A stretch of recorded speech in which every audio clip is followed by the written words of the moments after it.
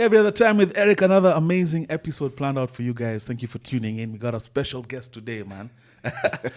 We got to know each other the first time through a trending video. Yeah, where man. I call him Bobby Shmada.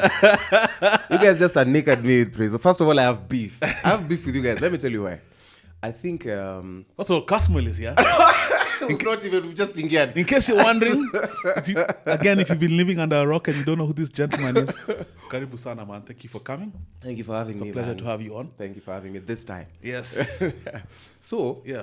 I have beef with you guys. Tell me, man. Because, and I think I was telling you this just before we started rolling. Yeah. I knew you parasocially. I know both of you parasocially in the Yes. sense that you're guys who Parasocially, we started Kizungu strong. kubwa. Yeah, we started strong, man. Uh-huh.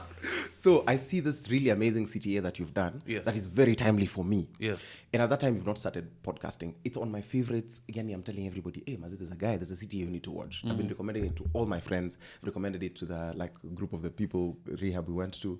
And Prezo did a thing. I don't even, the hardest condom advert ever saw. And I was like, that's the first time.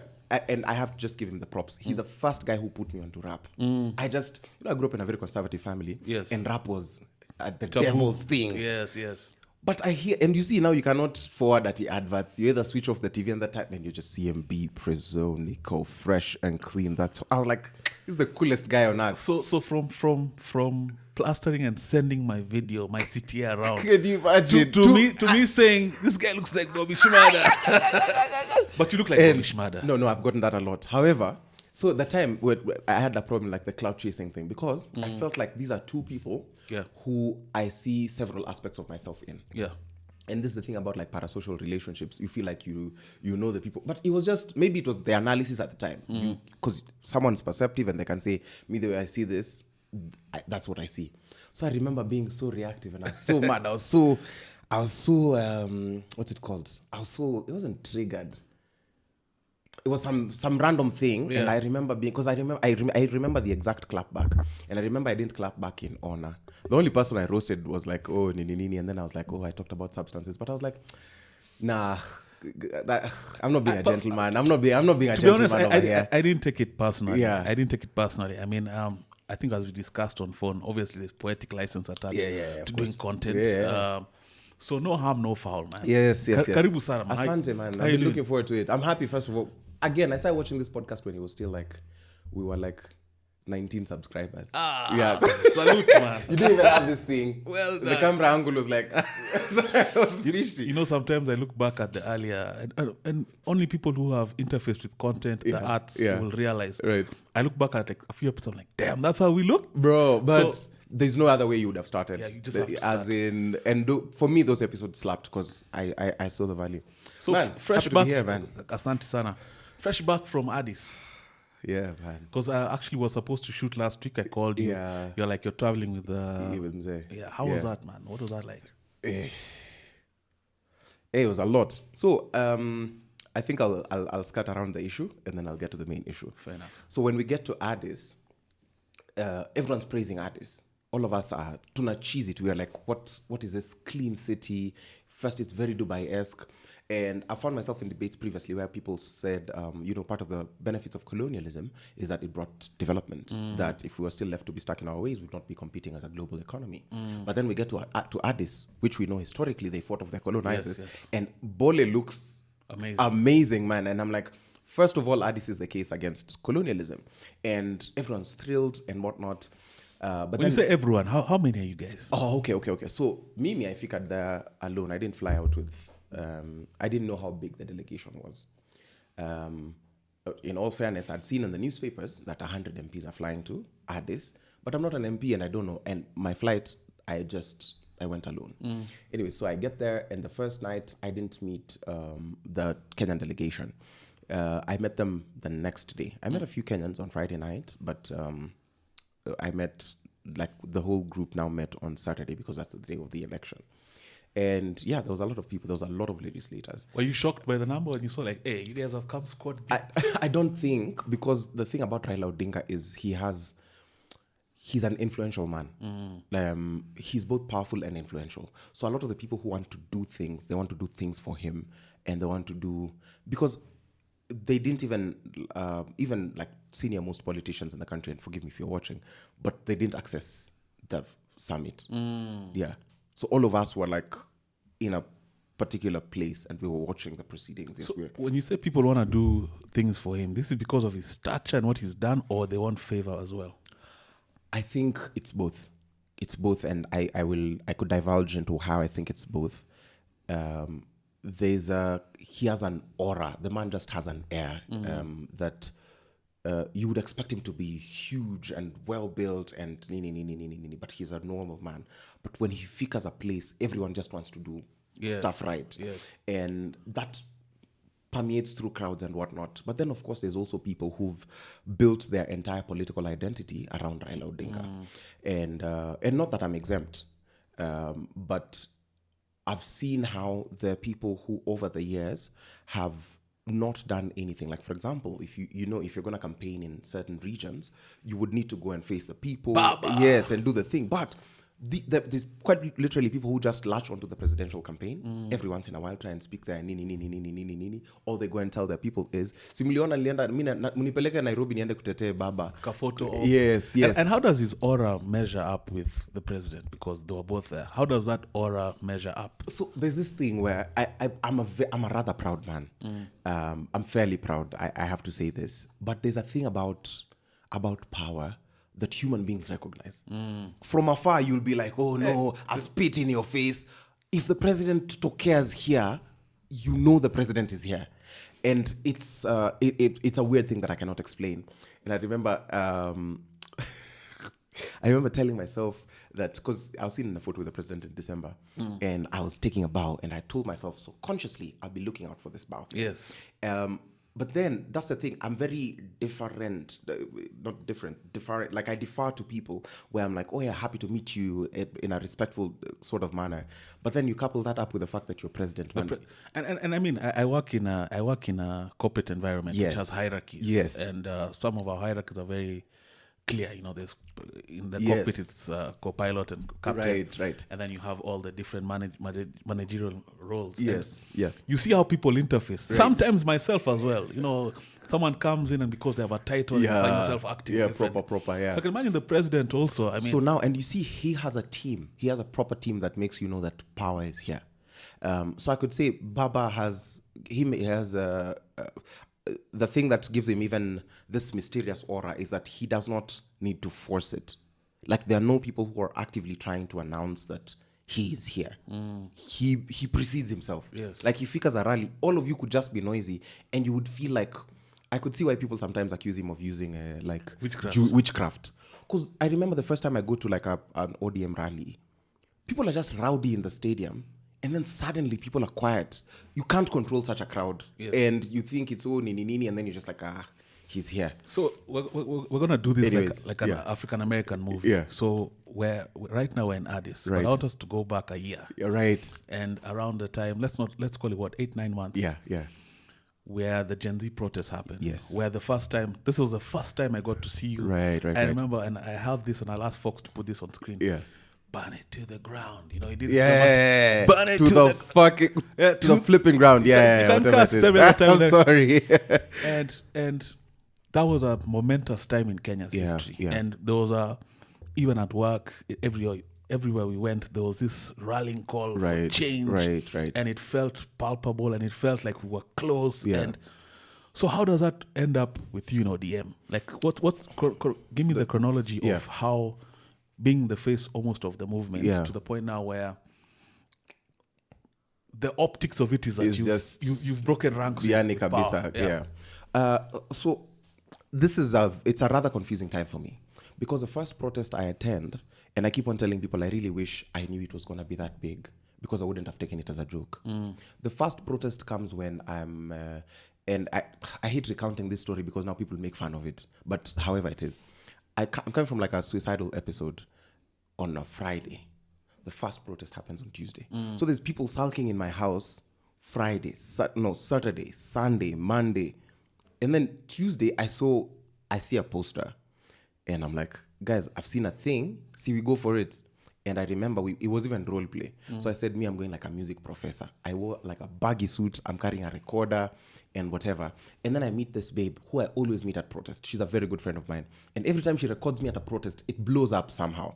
And the first time we met at a protest was like at a end femicide protest. That was in March 2023. No. It might have been 2024. Because this is June when the protest now happens. Yes, it was March of 2024. And at the time, that's the first time now I'm being dragged nationally because I made a video saying, man, if people are marching for femicide, man, stop that. There's no need for semantics. That's whatever it is. Then Cheruto, my friend Emma Cheruto, records a video and it blows up. Then now she meets me again on the street and she's like, Kaz, you're here. And she takes out her phone and I'm holding a tear gas canister and I do that thing. That whole time I'm looking for the protest. I didn't know where the Mandaman was that day. I remember I went to a particular street. We sang a few songs, but I was like, yeah, Bambi, like, where's the action? There was cameras and there were people. So we chanted a few songs. And I was like, I want to go and look for the protest. Now, you said you were coming off a suicidal episode. Yeah. Now, when you said you reached a point where you're saying, hi, Bambi, is this continuing into how you're living your life? Because I think... Because Mandamano has a danger element around it. Let me tell you, at that time and up until... Because it gets very dicey now in July. Because up until... No. It gets dicey up on Bele, but up until June 25th, I had been doing things on my own. So I used to go to the streets, peke yangu. I would go and I'd park my car somewhere at Cathedral, take a bike, get into whatever corner, and then start mobilizing. Then I met people because then we made completely your own initiative. This is me. I don't know anyone in the activism space. I don't know anyone in the civic space. I don't know anyone in government. This is just me. And also I remember I stopped going to protests with my friends because I felt like they were slowing me down. Sorry, girls. Yeah. It was 6 babes and like we're trying to run. I want to run into the danger. And then you also just have to take care of your friends and It was nice. And your gripe at this time before the bigger movement, your gripe when you started doing your own initiative of going to actually Mandamana. Yeah. What's your initial gripe? So now let me tell you how this is. So on Tuesday, this is the first Tuesday. This could be 18th. There's Tuesday, Thursday, Tuesday, then the big day, 25th. 25th, yes. I went into the streets and then I'm still looking for Mandamano. So I even meet some babes in town, some babes who go to Strathmore, and they're asking me, because they're in black, I was like, they see me and they're like, are you at the protest? Sorry to bother you. Can we tag along? I'm like, hey, even me, I'm looking for the protests. So let's go. I had people who are going to go to Parliament, so let's go this way. We go and then we end up at like the Carrefour because there was not much action. But then you see, I'm looking at my friends' stories. These guys are where the action is at. I'm looking at Charisma. I'm like, where are you guys? I see them, the time I'm seeing them, there's no action. But then I go home and so I'm tired, I just sleep it. I wanted to sleep because I got home kind of early evening, 8 p.m. And like my phone is blowing, but I don't get it. Normally I don't pick phone calls. I'm very difficult to reach on phone and those kinds of things. But this one was like extraordinary. And people call me and tell me, oh, you're on BBC. I'm like, no, I'm not. Because I know what the day was like. So I sleep it off. Then Wednesday, I see my Twitter growing. I'm like, I see photos. I see a photo of me and people first of all said that money has been poured to push a trans agenda. Yeah. So the photo of me in the BBC is me wearing that baggy suit, and there's a friend called Mary Lise, and she's holding a pride flag, and people are like, this has been photoshopped, it's an agenda. Because I think it was at the New York Times. Yes. And they were like, the New York Times are trying to push an agenda. And so that's where it starts. That's where people saying, oh, this the man is pushing a queer agenda. Like those are the people who are funding. Because also that time, those 2 weeks, the biggest question in the movement is who's funding. Like nobody cared, who do you work for? Where is this money coming from? Anyways, so after... And where was the money coming from? Again, so now remember, I've not gotten in contact with the money. I don't know where the money... I don't know that there is money on the streets because I speak for myself. I come to the streets. The friends I have made around like this kind of things are people we've had run-ins because there's only so many places you could run around town. So I'm like, my bro, big boss, what's up? Like, you're meeting the Bonies. No, I haven't met the Bonies yet. So we do, so Tuesday happens. And then my Twitter is growing. My Twitter was dead. I used to follow philosophy and math and science channels. It was a boring thing. But then it grows to like, I think, 5,000 followers. And it was dead for a long time. I'd been trying to grow that account. I don't know what that was, man. Twitter is the hardest. Yeah, Twitter is absolutely crazy. It's the hardest. So I see we had 5,000, and I write a thing. I write some line. I don't know what it was, and then it blows up. I'm like, okay, let me write some more. And then there's growth, and then now there's photos coming in, and then I go for the protest on Thursday.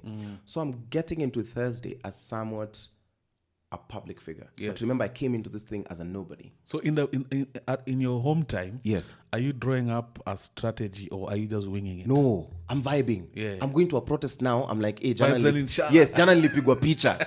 And now it's getting, you see, now I'm like, oh, when I go on Thursday, it will be better.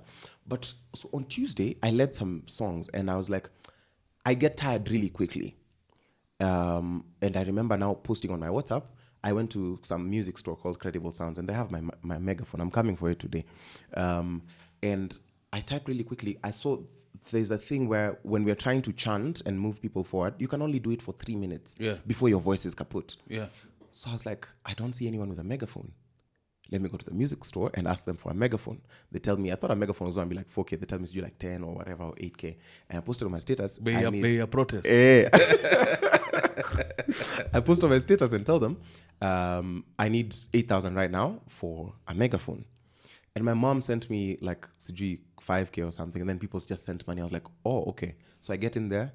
I take the thing and I tell them, give me fresh batteries. I'll come for it. So I pay and I go. Now I have a megaphone. It means I can sustain protests longer. So we sing. That's on Thursday. We sing, nini, nini. And the first protest, people occupied State House. Yes. Yeah. State House? Yes. We were dancing at Gate D. Okay. Gate A, Gate D. It was young people just dancing. Yes. Occupation happened on the first day. And this is like 8 p.m. Our security forces Bro, we were concerned. dancing. They were not. Nobody saw this coming. Like It just... animal youth. Yeah, walikuwa wanaangalia tu hao vijana kwani shida yao ni nini, because it was so late. Like I was like, you wouldn't have such a crowd around State House and do nothing. Yes. And in my reflection, I think this is where maybe people got the idea, let's go to State House next. It can be done. But then now, so we do 18th, we do, what was it? 18th, then something, maybe 22nd or 23rd and 25th. So now we do it, and then now that day, now I get a megaphone. And did I get a megaphone on week 1 or week 2? Maybe week 2. And there's these really, really awesome shots. Because you see, I used to go to the streets in suits. I wear suits everywhere. And to a lot of people, that felt like... Have you been wearing suits all through? All through, man. And the reason I'm asking is because the narrative was you came to be selected. You came ready to be picked as the face. Yeah. You know, suited and booted. Yeah, you know. Yeah, I'm at the right place at the right time. Yeah. So... You've been wearing suits like this all through. That's a nice suit. Oh, thank you. It's a nice tweet. I like it. Barney Stinson used to watch I Met Your Mother. You know, I also got a lot of Barney when I was in Campo. So I wore such bad clothes when I was in high school and primary school. And during self-esteem shaping times, I remember this babe, we'd gone for some camp and I saved like some weak shirt, figured here and some three kwenje. And I remember I saved it and sprayed a lot of brute onto it. Oh, brute. Oh, that's a TBT. Man, if you're high school in Kenya, you know, brute for before sure. Versman guys came in, but anyway, so brute. I'd sprayed it and I wicked it candle and I went to propose to this chick and I wanted to ask her to be my girlfriend. And she sized me up and she was like, me, date a guy like you without class or swag. And I remember I just wanted the ground to open and in me and swallow me. So I remember from that day I made a commitment to myself that, and I thought suits were the epitome because I remember telling myself in Form 4 that when I would graduate, I'd buy a very expensive timepiece and a very expensive suit. But then now, getting into campus, I used to shikanisha suits. I couldn't afford until it got to maybe third year. Then I started affording suits. And then, so I've been wearing suits through and through. Of course, it's a trauma response. Yeah. But I had, and again, I'm always giving out suits. I clear my wardrobe ever so often. How many suits would you say you have right now? At a time, I think I have 40 at a time. 40 suits? Yeah. Wow. Yeah, I have 40 suits. Who's your at a time. tailor? I have a tailoring business. Ah, okay. Yeah, I make suits. Okay. So there's that. So at the time, the suits I was wearing through the protests were suits which were on their deathbed. Like they were on their way out. So I give out So I replaced maybe 10 at a time, or sometimes 15 at a time. So those were... I don't mind this. Yes, these ones tear can gas. raruka, this one can whatever. Yeah. So easy. I get the megaphone.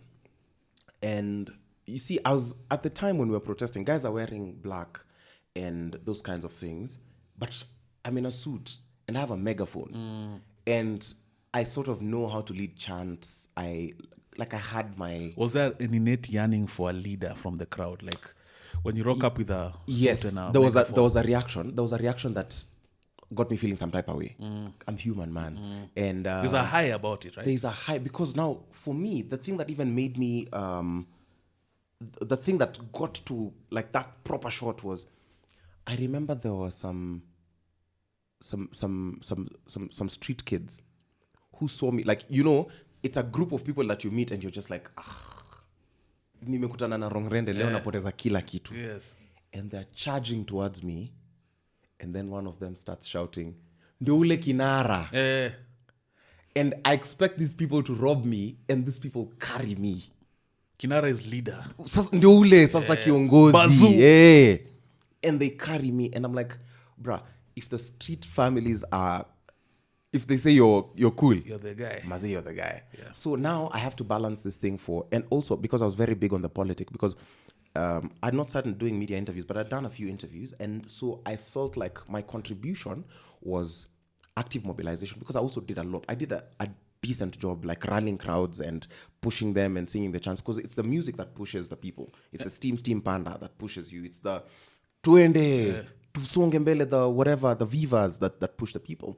But also because I was like, I believe that everyone is making their own contribution. This will be my contribution. I'll have a megaphone, and whenever I see a microphone, I'm not going to spare it. I'm going to articulate whatever it is that we're on the streets for as many times and as articulately as I possibly can. And so what do you grab as your main agenda piece for the movement? Because a movement should not just be amorphous. We're not just fighting for some abstract kind of thing. So what do you pick as your main thing, your main talking points at this time? Like what is... So at the time, they had not crystallized into this, but it was, I would broadly categorize them into like 4 aspects. Accountability. Because remember at that time, government officials are just passing whatever they want, and you just hear that money has been spent and nobody cares. Parliament was captured. Yes, but at the time, it wasn't necessarily capture. There was a hubris to them. The guys now start showing us their watches. 18 million. Yes, they start showing us their shoes. They start showing us their belts. Put a guy showing us his 18 million on the screen. Yeah. Right now. And there was accountability. There was corruption.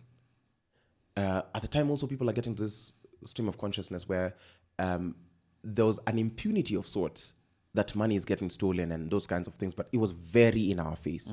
Then there was even talk of 3 terms. Yes. There started being rumors about 3 terms. Like at 3 terms. You know, like at this point, Kenya Kwanza has settled into, like, they feel they're cruising nicely. Because remember, President Ruto now is being feted like the poster child for democracy. This really articulate guy, this young president. Hardworking guy. Yes. Sober guy. From a stable democracy. Western countries are bowing. He gave that speech in France. Can you shut up? Yeah. And then I don't think they saw it coming. Because I think that's where it was. Because it's typical human behavior. Man, when we're having a good time, we're having a good... And my friends are also doing this, and my friends... then nobody saw 18th coming. And boom, people on the street. So there was that. There was good governance. There was accountability, graft, good governance. At the time, what was the biggest thing? There was a finance bill. Yes. It was upcoming, but people had been... there was like this thing for we felt like the country was not being governed well. And there was a general consensus around people felt like they had been played. Yes. Because the president ran on a certain narrative, and as soon as he got in, He just switched it up. And almost, so people, those are grace people extending, it's just been 5 months, it's just been a year, But then, now that grace reached that point for, hey, wait a minute. 2 years, man. This is, nothing is changing. And then remember, there was like a precursor. In 2023, there was a similar protest. It's just that this protest had been led by Raila Odinga. And Gachagua had done things. Yes, it was we did the exact same protest in 2024. But that one, I remember a lot of people felt like, this is just a perennial Baba has lost an election and whatnot. But even the language that we were using, we were like punitive finance bill. That's exactly what they called it last time. Like theirs was it was just a finance bill protest.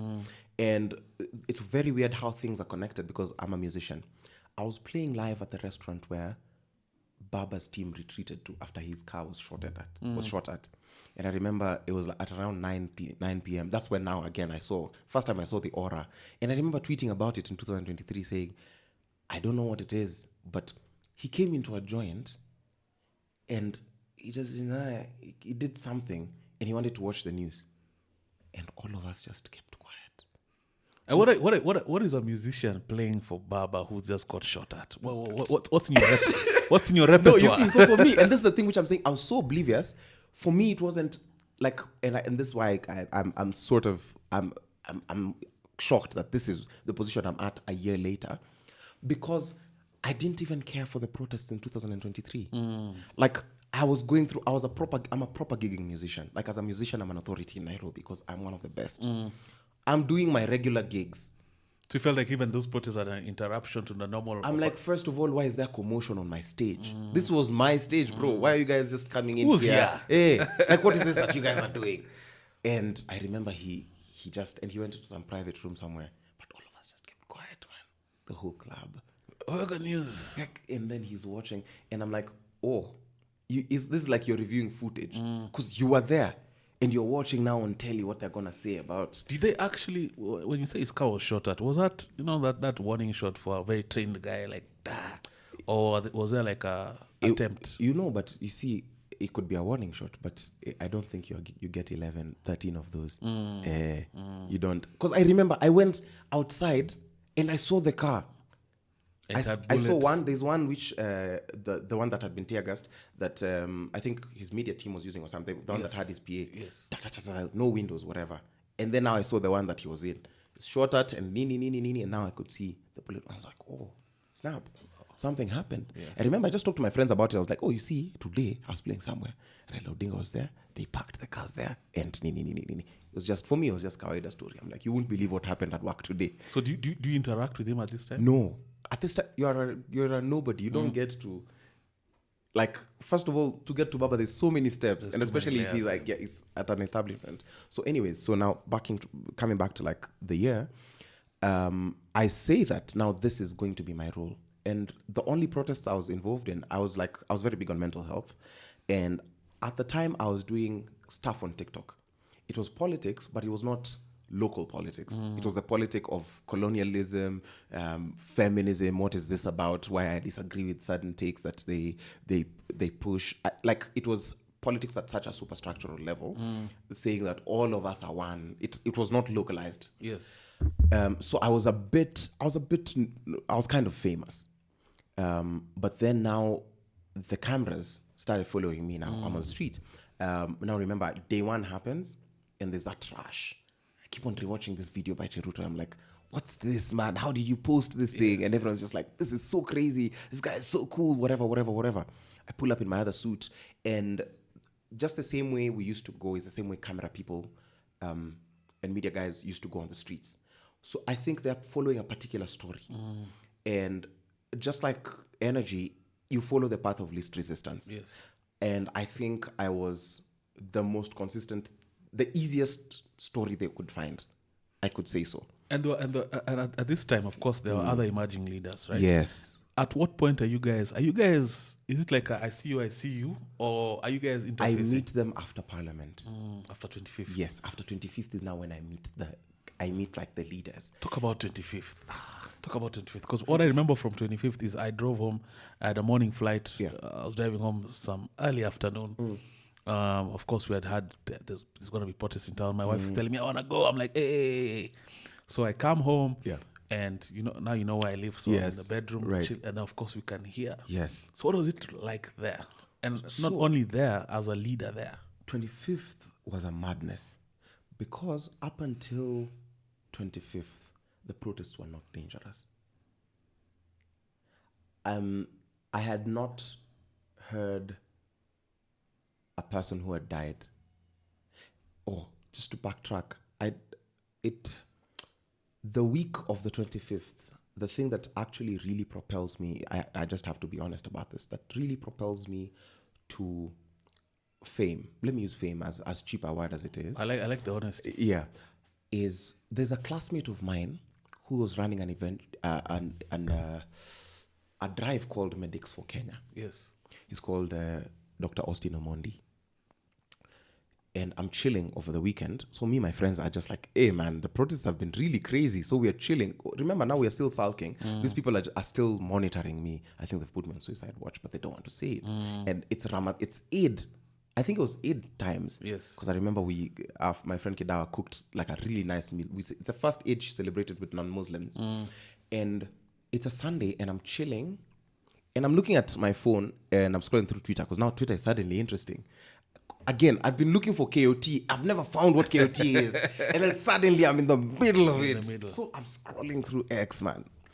And I see this thing and I'm like, why isn't anyone taking this seriously? So I called my friend Manu. I tell him, I want you to take me somewhere. Just you and I. We're going to drive to the Sikh Union Club. They were leading a blood donation there. Yes. And someone had posted a general blood donation or to victims of this was a blood donation injuries. I think at the time even he did not know how big what he was doing was going to be because he was doing this for the protest. So a lot of again another lesson I learned from the protest is society cares for you only if you're useful. It would be, and that's why I would postulate and say doctors would get away with a lot of shit or lawyers would get away with a lot of shit. Like I've seen lawyers who are pro the movement who are currently pro Gachagua. Yes. And them they're not being cancelled. Yes. So if you're like have a STEM career in life generally or be around long enough. Anyways, just backtracking. So I go to the union. I say I have to go to the union and I have to issue a statement. I have to issue a statement because remember at this time I've told myself that my eloquence is going to be my contribution to the movement. And I'd been doing TikToks and they were doing well and they were like, people were like, oh, you're so eloquent. I was like, what is my strength? My eloquence. Communication. I shall do this. So I go to the union and there's like, first I wanted to donate, but then Austin gets taken on my way there. I've remembered, yes, that's the exact, he's been put in a sub and he's been taken. And I get to the union. Like mid-drive, you're driving? Yes, I'm driving. I'm heading to, so I told my friend to drive so that I could scroll and know what's happening. And how, because I was trying to also marshal people and tell them, oh, come, nini. Also, he's my boy from high school. We've not seen each other in a very long time. And so I was like, yeah, my contribution is going to have this thing as a big success. Then they take him in a sub. So do a KCU or whatever it was. And I get to the Sikh Union and everyone is disheveled as hell. And I'm trying to tell people, okay, now we need some sense of direction. We need to find him. See, we've heard about the car. Can we get this? I'm like, we have to issue a statement and inform the public that if you are coming, don't come. They've moved the blood drive to, was it Pumwani? There's a hospital, Mama Lucy, some hospital in Pangani. And 2, update people and tell people, listen, Austin has been taken. Austin's Japrado has been taken. And we have to make noise about it. And so we do that, and I go to the next place, and our old boys, the Alliance Old Boys Club, the chair is there, and so we do a thing, we go to Parklands. And so at this time, I'm still not known a good one. Yes. But there are people who are, LSK has already figured Parklands Police Station. Yes. CG, who has already figured Parklands Police Station. Demanding the release. KMPDU has already figured. But I was like, where are the young guys? Yeah, I'm like, protest was like for us guys. Yeah. So I'm like, even me, I'm here. And I want to address the press. So that's the thing which I felt like, you won't do this thing and CGO, it's young people who are doing this thing and then we won't speak. So I said consistently, because you guys are already known and you've already established yourself as authorities, I want that the media can also consider young people. Yes. Because the media is just the media, bro. The media is not like you who has time to go into the depths, the meat and bones. They follow the hottest story. So I do Parklands and then we're told, I think we had been told he had been taken to Parklands, then we were told that he had been taken to Kiambu Road. So we are just doing car chases, and then we were told eventually he's been taken to DCI at Gigiri. Who's telling you, like, how is this information coming about? It's fikaing somehow, because there's a group of people, everyone's making phone calls, everyone has a friend who knows a friend. Yeah. So the first person who gets information says, tunasikia kwa Kiambu Road, tunasikia kwa at. And are there leaks from the law enforcement side? Are there guys inside who are... I don't know, because you see, it was pretty inaccurate, because all of the places we went, he wasn't. He was not there. Then we get to DCI at Gigiri, and I'm mad. I'm mad and I'm very scared. Because I'm like, this is a guy I know. And for him, he was just running a blood drive. I was kimbiaing. This could go badly. If it can happen to a doctor, now imagine people who are like sijui. So I remember I did a statement and I said, if the IG of police does not produce him, I'm going to marshal 1,000 youth to the police headquarters tonight. And I started making calls live on air. And Rallying calls. At this time, guys were ready, yeah? At this time, because also I've met a few people, and everyone is mad about this. And it's Sunday, and I think there was no work. Oh, it was Tuesday that there was no work. But it's protest. Protest yani imeshika kabisa. And after that, like an hour later, Dr. Austin is like, some of the people are called, and they pick him. He's so disheveled. He's in shambles. Did you ever get an account of his experience with that whole thing? Bro, at that time, I never even could ask him. Because again, the thing that the protests made us grow distant. Because the thing the protests robbed us of was the authenticity of relationships. Because you're given the public gives you a very clear role.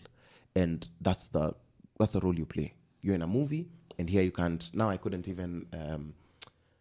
because one of the times, for example, I get cancelled in the protests is I had an altercation with a doctor. Yeah. A doctor was shouting at me. And in my head, I'm like, there's no need to shout. First of all, this is a thing which we are here together. And I remember I told her something like, you're here because of us.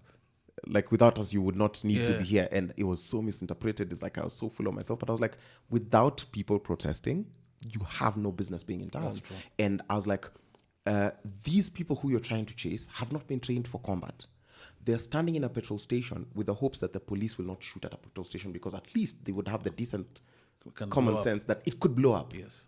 They lob tear gas at the petrol station, bro. They lob smoke guns, and for us, everything sounds like a bomb.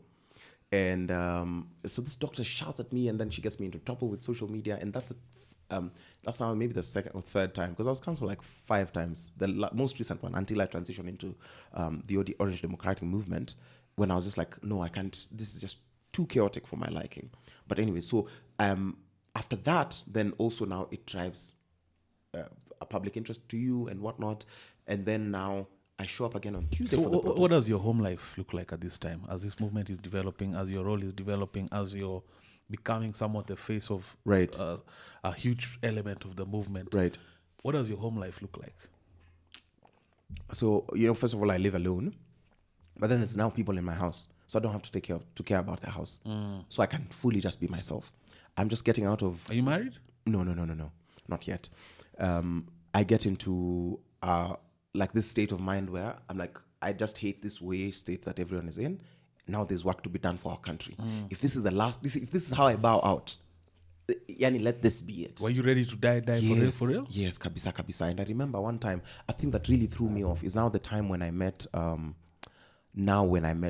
frontliners. Because eventually now you see them on telly, and then eventually after the 25th, it brings people together. Another controversial thing now, this is now the first time I get cancelled. Remember, it's praises, and then we breach parliament. But before we get, I want you to describe for me your experience on 25th itself. Yes, that's it. That was D-Day. Yeah. So 25th starts out kawaida. Again, I know that it's Occupy Parliament.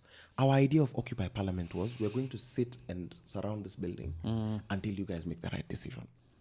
I don't think... A non-violent kind of Yes, stance. it was a non-violent protest. Yes. That's what it was supposed to be. Because remember, up until 25th, nobody has died. Our protests have been non-violent, and they've been hugely successful. And they're getting this all sorts of international traction and local traction, and that's the zeitgeist of the time. And so we try, and I know it was harder. It was significantly harder. And people really fought. I remember people pushing that Bowser, because it was vuta nikuvute, until the Bowsers had that pink water. Yes. And I remember it was like, what, 2 Is there something 2:30? To the pink water? What's the pink about? Is there something to it? It's an irritant, man. It's just, I don't know. It's yuck, man. It's first of all, it smells, and it's very itchy. And for me, I didn't even at TCG get targeted. Because I've seen guys who are like, this guy who's splashed with the Put that thing. on the screen. Yeah, and then he stands up. I'm like, this is a beast. Maybe that thing just goes at me kidogo to one, and it's annoying. It stains. And I remember I was just like, this really stings, man. Props to those guys who are ninning that. And that's the thing which I thought that we were truly leaderless. Because now once the public is driving this narrative that, oh, you see this guy, they start comparing me to Mboya and whatnot. The people who had hoped to be the opinion shapers, because a lot of people believe that this protest originated from X. But I have like a contrary opinion. I said the first time I knew something was brewing in the country was in March when I saw the End Femicide March. And I was like, this is big. So a lot of them now start digging and everyone's saying, you see, he was expelled in school and start spreading rumors that this guy is gay or whatever. I'm like, all right, cool. So the 25th, I see, because we are pushing and it's divided into streets. There are people who are on Moy Avenue, the people who are in Kimathi, the people who are on Harambe. And I remember that time I was just approaching Cardinal Otunga and that thing just does and there's no water. So it was time now. And the crowd became the water. People poured over that thing. Cops torokad. We figured this way. I see people are heading into parliament. I can't believe it. They choma a truck. Nini. And people. So are you watching? Are you? Because you know there's something about mob psychology. Yes. Where you kind of lose your normal state of existence and your normal outlook. Bruh. If you see guys chomaing, you're also tempted to just... Everyone is moving for... I'm telling you, this is water. And people are coming from all sides and nobody cares. I remember looking at people who kombele, because me I was charging and I had a megaphone. Everyone was in disguise. Everyone had a thing. Everyone was well covered. Then I have a suit. And I've already been seen a lot of times. So I'm like, this is tricky. So I'm advancing, but I'm advancing and I'm very scared. And I'm like, oh, they're going to see me. I try and give some mochi to keep for me that megaphone. And when we're getting to the walls, I see people people have breached.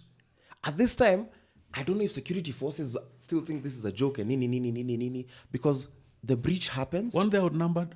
They were kind of outnumbered. They were, but then you see their gun wielding. And I don't think a lot of people were trained for combat, so there's that and whatnot. And then, so that happens, and we figure like this, and it's Kedo 3:45, 4. Remember now, when the breach happens, guys are fungiwa. Me, I toroka. Where I hear a person saying, they want us to start by chomaing this mausoleum for Jomo Kenyatta. Someone is, nani ako na kiberiti? I'm like, sawa. So guys advance, and I pull back, and I hear gunshots. And I'm like, munalala chini nini yo? Wasa nalala chini? Wanasimama, wanasonga. So once it gets gunshot, gets silent, guys are back up. They wake up and they go. And of course, there's that famous imagery of that young guy being shot. Yes. Outside. And that only aggravated the situation, right? Like once people saw that. Guys cheese it. And now think about it. The people who go and rescue the guy, and they drape a flag over his body. And they're walking. And remember, this is still an active shooting zone. And they walk and they're singing the anthem and their hands are in the air. And I'm like, such bravery has never been seen, man. So anyways, so I had a very clear routine. And so I chomoka. I didn't stay in parliament for long. I was just like, shit. Did you enter? I figured here at the walls, here at the mausoleum. I was like, hey, oops.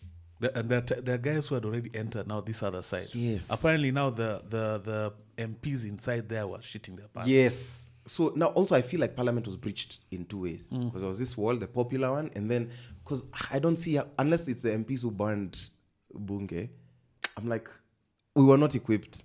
Because remember, our whole cry for the whole day has been, we are peaceful. Yes. So I don't see where the kerosene comes from. I don't see it.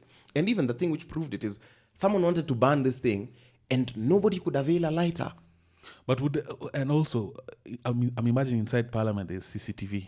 Yes. Probably 24 hours. Yeah, it should be. But would the MPs actually ban? Would they have the wherewithal to set up something like that? I don't think so. In the heat of such a moment. I don't think so. But they could finance it. Man, politicians are schemers. They're quick. Yeah, schemers. So I go out, I go back, and now I'm trying to rally a crowd because now guys are fungiwad. Now this is the time it becomes serious. I go to All Saints because that's where I used to park my car. And I'm standing on top of a Bowser. I'm rallying them. I'm telling them, hey, imefika, viva, comrades, viva. Watu wameingia bunge, nini, nini. And the cops are at that roundabout. I don't know what that highway is called. Uhuru or whatever. Yes. Yes. And now I'm on top of this thing. And consistently, there were people who were tailing me the whole time. So I remember saying, hey, man, here it looks kind of tricky. So I want to chomoka. I chomoka with my car, little car. And I give it to a friend and say, hey, Maze, so this is what's going to happen. So as we're going up, because I wanted to... First of all, in this season, I'm not driving Kasmuel's car, man. Guys are telling you someone is willing to take your car. This is my boy, a good one. And the people who helped me, the people who... so I feel like there were two crowds that I was not too aware of. There was a crowd that was pro me, and there was a crowd that was very iffy, like 2-3 people. Anytime would be protesting, then they just want to throw stones. They were like, I don't know. Goons. Yes. And then they're throwing stones at businesses, they're throwing stones at... And I remember we met one, and he's like, he has a gun and he also has stones. And I'm like... He had a gun? And he has stones in his hands. And I'm like, I hate this thing, because consistently, and I remember we would beat people who would vandalize property. And I thought that was very iffy.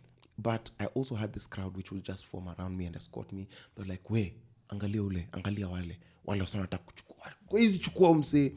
And I remember that was during the protests, there are people who really, really like protected me. So in 25th, when we're going with this Jama, with this friend of mine, I give him the car, I tell him drive, and so that I want to chomoka. In case people are tracking my car, you go with my car. And as we're approaching Yaya, 2 pro boxes, 1 pro box is behind, and then nini, and we're just, at this time, you're heavy paranoid. But then you turn like this, and there's armed guys in this pro box on the right side. No, at that time, he had not taken the car, because I gave him the car mbele. And I'm like, hey, bro, do you see these things? It's like, hey, bro, it looks to you how. And we're nini. Now I'm like, I'm feeling it's need for speed, it's whatever. Normally I'd go up Ngong Road, because that's my route. And now I go into the link road that goes into Langata, and then I start driving up, and nini. We fika somewhere in Karen. I tell him, hey, listen, I want you to take the car. I'm going to call a friend of mine to come and take me. But we're not lost to these Jamas. Are they flagging you? Are they like, yo, stop? Are they, what's their... Are they just so I give him the car, and it's easy. Now it's going, and I'm like, we're Miotoni sides. What's up, Miotoni? No, Miotoni is on this other side of Karen.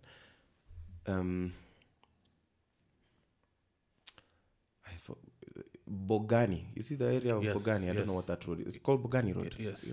There's a road that starts with an M or whatever. Around that area. Just as you're coming in, it's the feeder roads that go into Selanga, nini. So I give him the car, I tell him, hey, so do this, go to a local somewhere.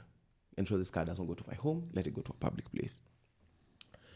We're chilling kidogo. There's like a Boda guy, another Boda guy, Peter, and then these guys who I believe were one of the pro boxers that were nini. They're over there. It's kind of public, but it's not.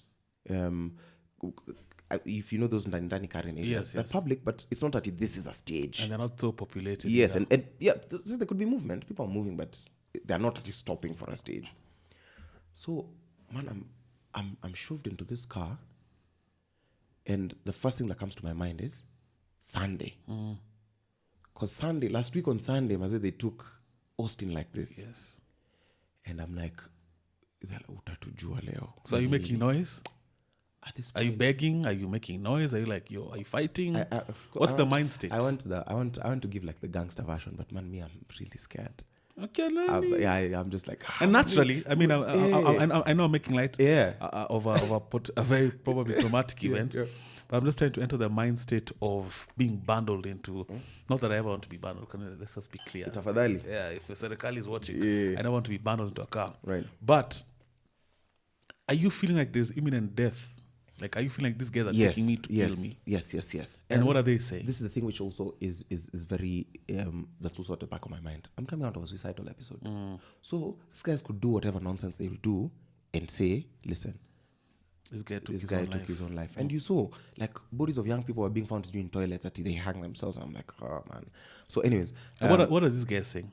So now at this time, you're just being driven. I'm being driven and it's mbio and you're being finward. There's a thing which is called kutolewa kupe. Kutolewa kupe is being chunward by bullets in your thighs. So they chuna you like this. So it's against a bullet. And it's like a painful thing. Yes. What's the psychology there? I think it's just intimidation. Because you see, it's a bullet. Are they putting you face down? Or? Yeah. You're sitting in that middle part of a view. It's uncomfortable and they're driving it really fast and you're scared. Everyone has been telling you, usicheze na serikali. Yes. And now serikali is umecheza nayo and now look.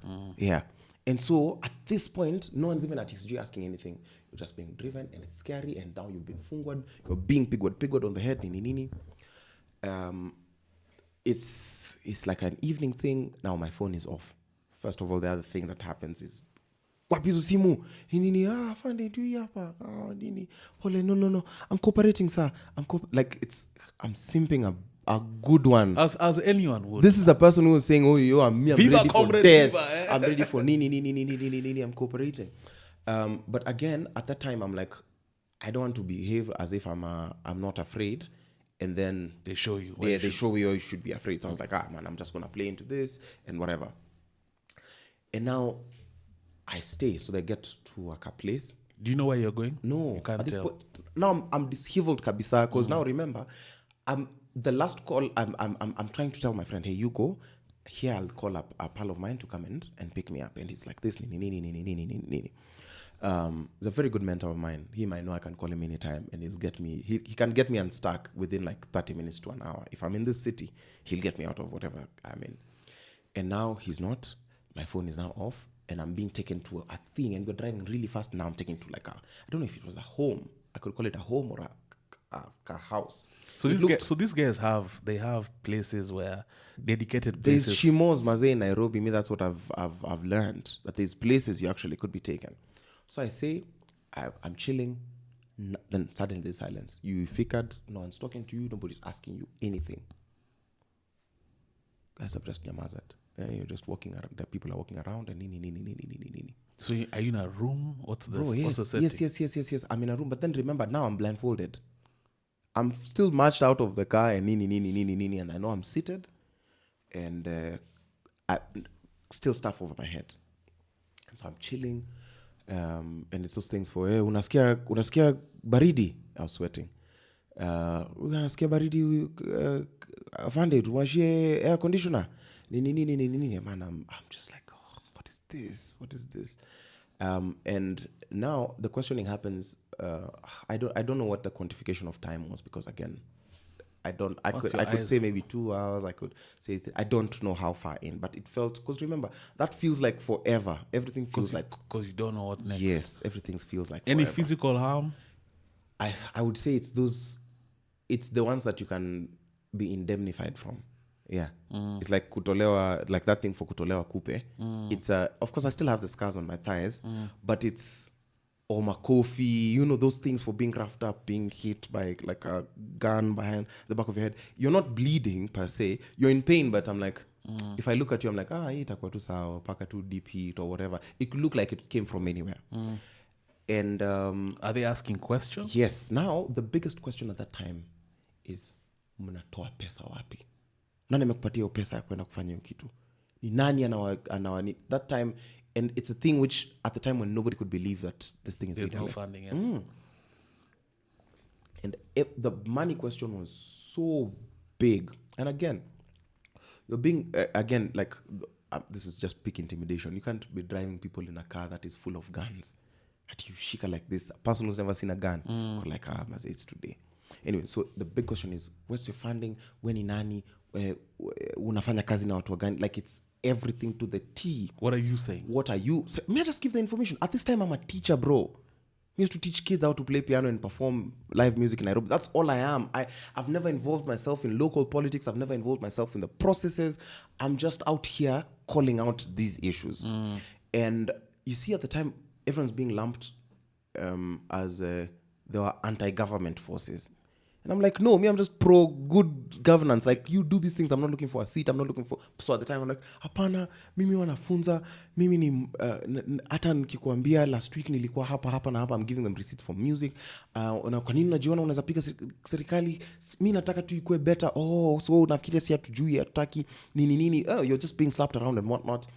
And I think at the time, it just felt like my analysis for afterwards is...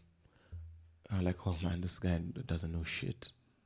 They realize this is actually not fun. This guy does not. This guy is just in this thing. He's caught himself, gotten caught up with a thing which is not. Because I give like the most basic, most whatever. I'm even telling them, hii ndio the last time nililipwa. Hii ndio the last pesa yenye ilikuja kwa simu yangu na ilitoka kwa huyu, ilikuwa this much. This is the bank. These are my bank accounts. Look, angalia. All my money have only come from institutions. I do not own another thing. My e-citizen does not have companies registered to it. I don't have to do a fleet of cars that are like it's. Then I remember the next day in the morning. So you spend the night there? Spend the night. You said, I don't want us to skim through it. Are they giving you a place to sleep?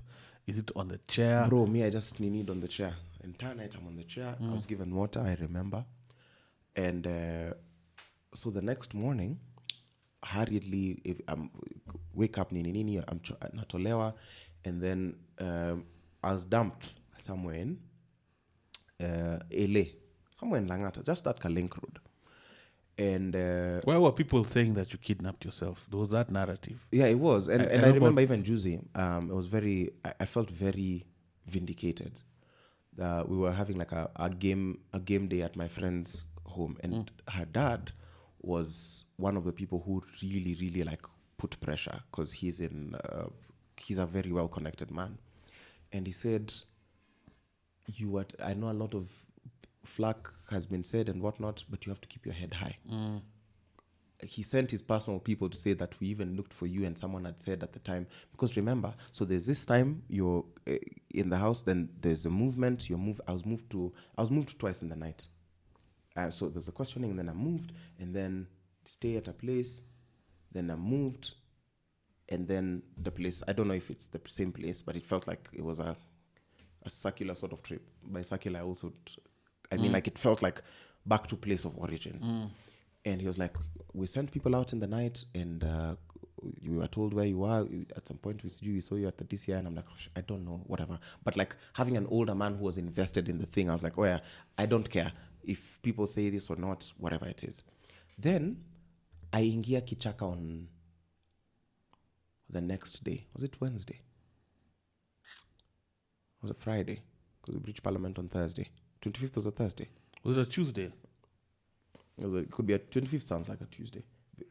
Could be Tuesday or Thursday, because that's when we used to do the protests. And then I ingia kichaka now. After I'm left here in LA, I'm panicking. It was a Thursday, yes, so I remember. I ingia kichaka on Friday. I switch off my phone. I'm just like, I don't. Because I'm left, and they're like, we're watching you. Anything you do from now, we jua tu. Serikali ko bumper. Na tunajua vile tunaweza kupata. So I switch off my thing, and I remember I switched on my phone briefly. I called my dad. I told him I'm safe, but I'm going into hiding.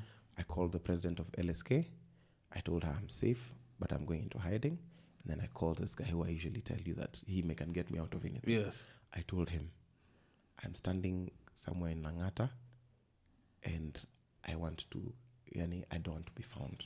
Now, let me also ask some questions around even what I would do if I was government, and here's a movement where people are trying to remove me from my tenure before time. Yeah. And I have a guy in captivity. Yes. Apart from, of course, prodding you and asking you questions about who's funding it. Yeah. What about your boss? How much do you want to stop this? Like, how much? Were there attempts to bribe you guys? No, at the time, and you see, for me, I didn't want anything, and that's the thing which made it very, I think, complicated. And the other thing that sold Do they offer? Are they like... At that point, no. At that point, I have to be honest, no. The only time offers started coming was when we were leading up to Nane after cabinet is dissolved. Yes. Then now there are offers, and I was being told, Apana enda, uku sijui, you might get a car that's full of money. That's kuja tuongee. Are you tempted? As hell. A car full of money. But at the time, I am also very principled in the sense that now I meet the leaders. Now remember, the first setback is people have said this is a guy who kidnapped himself. And I know where it came from because I prepared longer.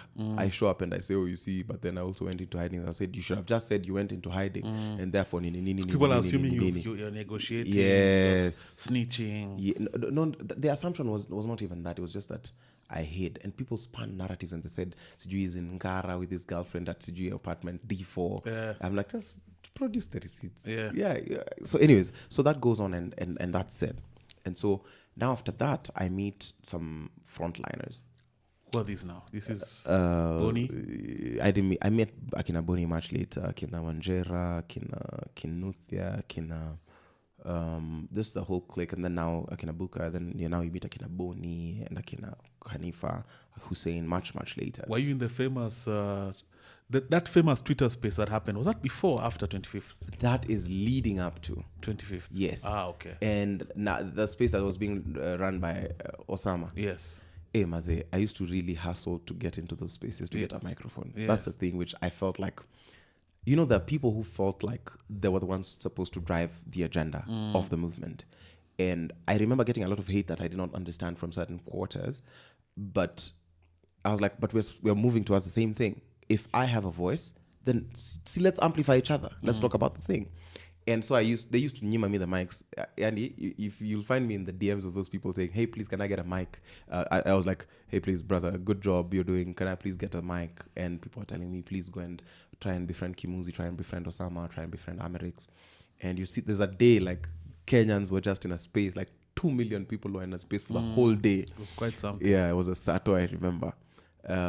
But why is it? And they say hindsight is 2020 because now when we look back and we can look back at it objectively, we can objectively say that 25th was the peak of the movement. Yes. And everything subsequently in that movement was kind of an unstarter event. So what happened there? Because is it that, so there's narratives that some politicians with their own agendas inserted themselves somehow into the movement, and of course that now just decreased whatever it was meant to do. There's rumors that people were paid, to cheza chini, and there's that natural thing where, and I'm going to be a bit crass, where people say the country burst a collective nut. Yes. And then now reset. Yes, it's time for reset. You cannot have that again. Yes. It takes some time to build that kind of energy again. So which is which? What happened? I think it's a little bit of everything that you've said. It's a rather fair analysis, but it could go deeper in the sense that I said deeper, no pun intended on the nut. The thing that we missed was 25th. The country was galvanized around a particular issue. Finance bill. Yes. And then we quashed it. And then now everyone, remember also, and I keep on saying that one of the pitfalls of a digital revolution is the blue checkmark was the movement's greatest enemy. And I say this because we just wanted to see who could be more outrageous than the other. The moment we got those blue check marks, now we were doing things for impression. Because now Elon started depositing money in our accounts. Yes. So 1 month, you're just like, $90 from just tweeting.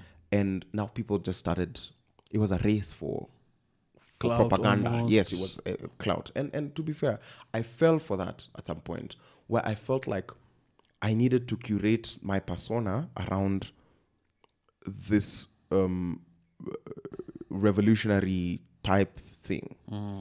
And I had many disagreements because of contradictions. And I kept on saying, we cannot have a movement which will not take care of for example, maslahi ya wanawake, maslahi ya like mental health. Like if we want to do this collectively, we have to, it's a structural problem.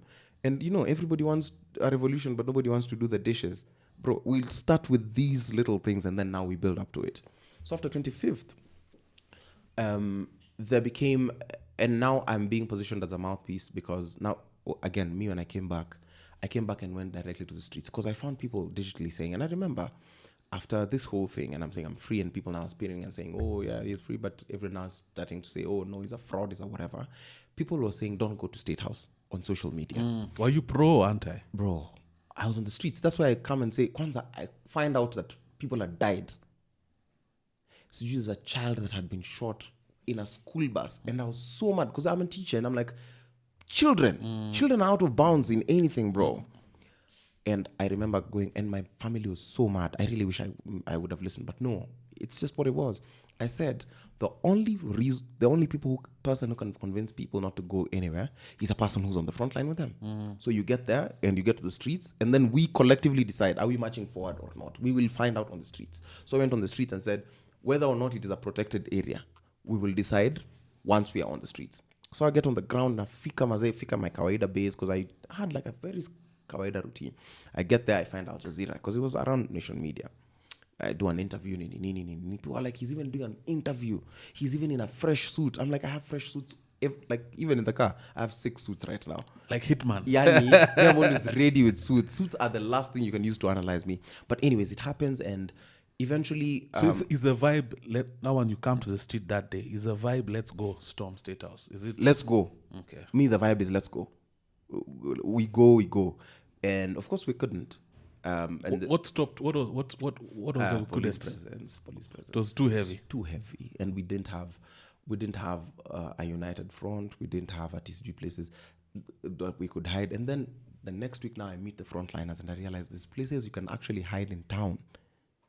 And I'm like, So I remember meeting them the first time. I told them, listen, there's a question I usually ask people: what is your greed in all this?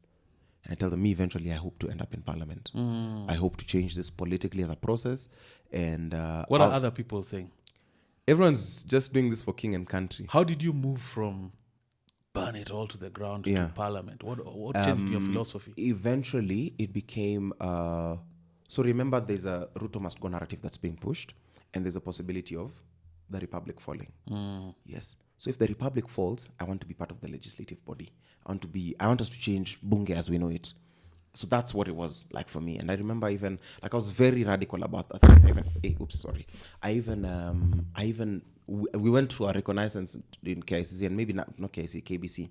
Maybe now I've jumped over to August, but like consistently how I was doing this was, when you go to the television, you show the country that the young people know exactly what they want.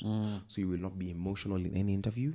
You will consistently say the things, consistently do the things, and articulate them to the best of your ability.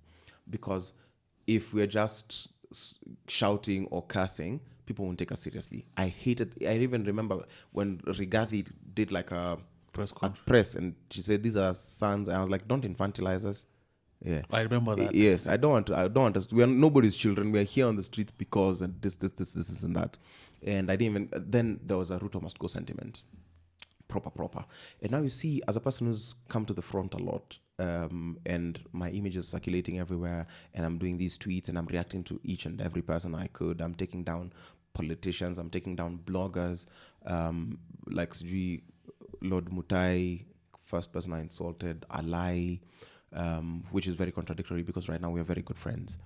And so when all that is happening and that kind of positioning, you can't run away from this sentiment. Yeah, so when people said Ruto must go, and at the time I remember I was very mad because people had died. I could have, and I remember saying the thing we cannot come, because people were asking us, why then don't you go to the negotiating table? And I remember it was the interview we did that made Olive Barrows block me. Because I was like, but I remember saying, we cannot come to the negotiating table. Cannot come to when. Are they sending emissaries? Are they trying to contact you? At this time, bro, very actively. And what is describe that process? So you see, the thing is, for the layman Kenya. Normally it's respectable people or their PAs. That it's respectful. And the people who are in the game really understand the game. Yes, they respect it, and they're like, naeza kupeleka. Is it plata plomo or is it? It's not plata plomo. It's more silver than it is brass. It's more. This is what it could be. Do you find your convictions changing naturally? At that time, no. At that time, I'm very solid. I'm telling you, Eric, I would have been a CS if I wanted to at this time. And that's the thing which sometimes I look at. I don't regret it, but it's those things for, now I'm getting all this hate, and I could have cooled money back then. Like I could have and I would have helped more people, because isn't that a proverbial crisis for people who want better for the masses? Where you find yourself sacrificing a lot at the behest of, and then now you're losing on both sides. Right. So, or on one side, your literally life is under threat. Yes. On one side, because it reached a point where, now granted, for sure there were traitors. Yes. To the movement. Yes. But at some point, everyone was a traitor. Yeah. According to the Right. public. Yes. So at some point, when you're weighing everything on the table, isn't the silver something that's... And that's why I'm like, because even now, when I meet people, when I go to public, people say, I get DMs of people telling me they want this particular tender and this is the cut they want to give me. Just connect me to Mzee, connect me. I saw you in a photo. Can you get me through to the president? Can you, we have this group. Can you give us this amount of money? Like, people have already lumped me over that side. If these are the needs, I would satisfy them better if I was in a position, if I was in government, maybe in charge of youth or water or something. I'll just say then, this is now me being put to the test. Let me show what I meant by work. But now I do not have either of those. So, and this is a long way to Addis, bro. but you have information. And no, we're getting to Addis shortly, actually. Yeah. Because right now, I think, because you've come close in contact with power, there are certain things you must know that the general person wouldn't know. One, I'm curious about how scared the president was about that whole movement as it was happening. Like, from what you've heard, was he seeing power actually being taken? They had lost the Republic on 25th. And they believed if we were smarter, we shouldn't have left Parliament. We didn't need to occupy State House. Yes. The heart of the true seat of power is Parliament. And they believed this thing was gone. They had lost the Republic. When I hear stories of even, and talk to these politicians, why do you deploy an army the next morning at 8? What is this special sitting that all parliamentarians attend and they pass a bill?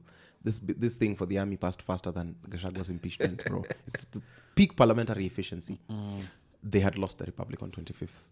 And there was a lot of... And these are like deeper conversations, even with that whole... you see, there's two narratives that seem to be running concurrently, and the masses, I'm very happy, like the active young people have disabused themselves of that other narrative, the tribalistic narrative. There's that thing for Maze, when Mama Suluhu came to Kenya during the peak of protests. Yes. And she's at, was it Sagana? And the president cannot go to Sagana because there are certain people who are saying, Maze, no, you can't come here. Usikuje huku kwa hii mlima. And presidents flew into the country. There was like a very heavy diplomatic meeting at the coast. That was camaraderie or advice? I think it's camaraderie. Like, boss, you see you're going through it. Yeah, it was camaraderie. So, because when does ODM come into the foray? Yeah, so I'll get to that shortly. So I get cancelled and those kinds of things. But ODM comes during public participation for Gachagua. I was doing an interview, as was my norm, and I'm at K24 in the morning, and I asked them, why are you showing everywhere but Nairobi? Because they would show public participation in Mombasa, aende, in Kisumu, aende, Nakuru, asiende, Nyeri, asiende, Ubonlaufa, asiende, kama wanaenda waende wote, ingine, like there was all those sentiments. But I'm like, why aren't you showing Nairobi? Why aren't you showing KICC? Then the news anchor tells me, Chacha tells me, Nairobi has been moved to Bomas. Bomas, yes. Yeah. And at that time, so the way this thing works for me, this was a function of serendipity. That's why I'm like, knowing what I know now, I should have been more strategic. I should have just been Machiavellian in this approach. You're winging it this time. I keep on telling, at that time, for example, I'm doing an interview. This interview was on Friday. It was the only other big thing in my life, in the sense that all the action has died. I've been cancelled. People have said, he's irrelevant. And then you see there's this horrible thing that people would do where they would compare certain people to certain people. Kasmuel and Mcoure. Yeah, so that's much later. It started with Sijui who, then it falls off. Then at some point it was Sijui Kasmuel versus Cairo. And I hated it because I thought, man, he was just doing his civic duty. And then it was just like a versus. People are desperate for this false dilemma where it has to be like a knockout thing. It's a human thing. And then it becomes Kasmuel versus Mcoure. And I remember that week, we had met, and again, like I kept on saying this, as much BS on the left as there is on the right, because during the day, everyone's chanting, down, down, down with American imperialism, down, down with Meg Whitman, down, down. In the evening, remember, there's a dinner which people were supposed to have that got leaked to the public. Yes. And it had all of us. It was a dinner at the American embassy. And what's the vibe in such a setting? What's the vibe? Bruh. Because some of you are across. It's like this. It's like this. It's like this. Is that the natural nature of politics? Of politics. At every level. At every level. So at every level, politics is like this. Behind closed doors. Hakuna ideology. It's who gets this samosa first. Like, how can you be chanting down with Whitman and you kubalied an invite to her residence? So when you're realizing this and this harsh reality, because a lot of times, I mean, I think right now the public is quite educated around the fact that, yes, indeed, politics, it's two sides of the same coin. Yeah.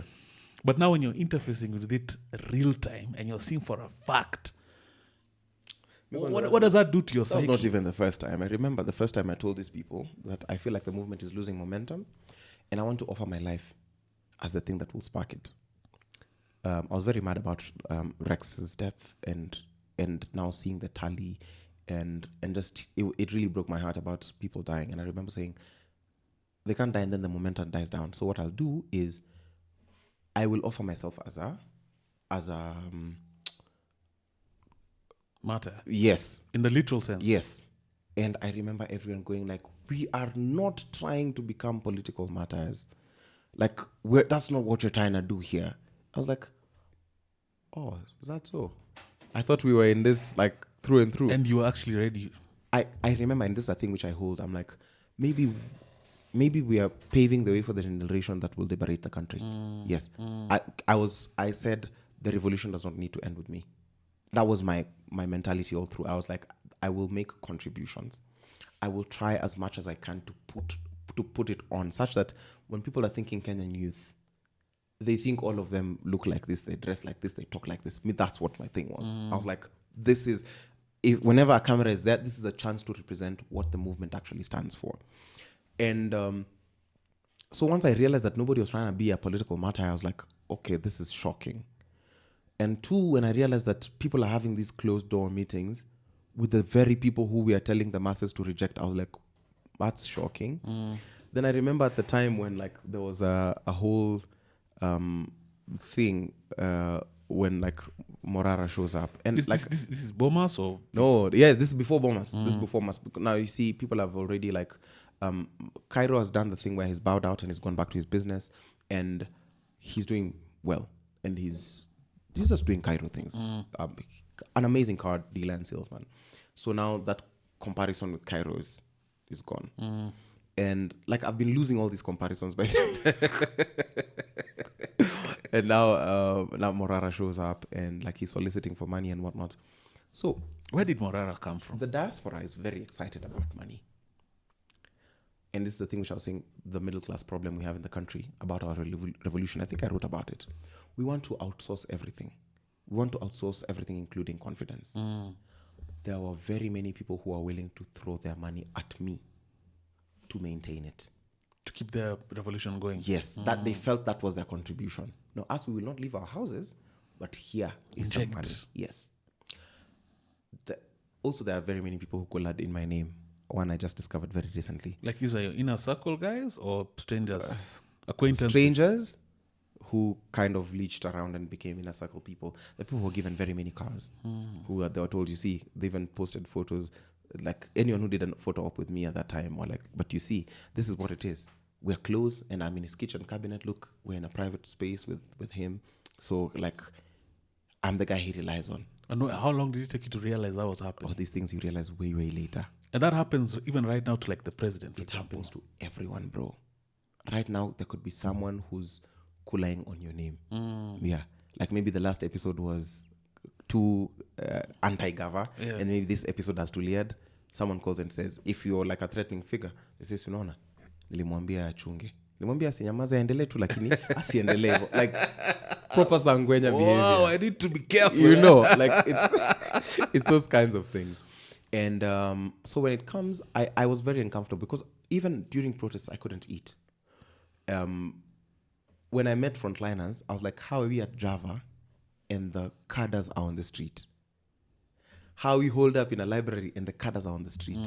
So I was a firm believer, if people are on the streets, we are on the streets. I remember the time we went to hide in Kilimanjaro and people were like, see, we come and eat. The restaurant, eh? Yes, the restaurant at Jamia. And I'm like, I can't eat. My comrades are on the street.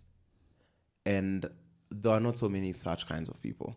And then now I started hearing the stories of how the money was coming in, how people were writing grants, how I was just a media prop. That's why I was give us as much as I'll you give can you an example of the money. I'll give you an example, for example. Now,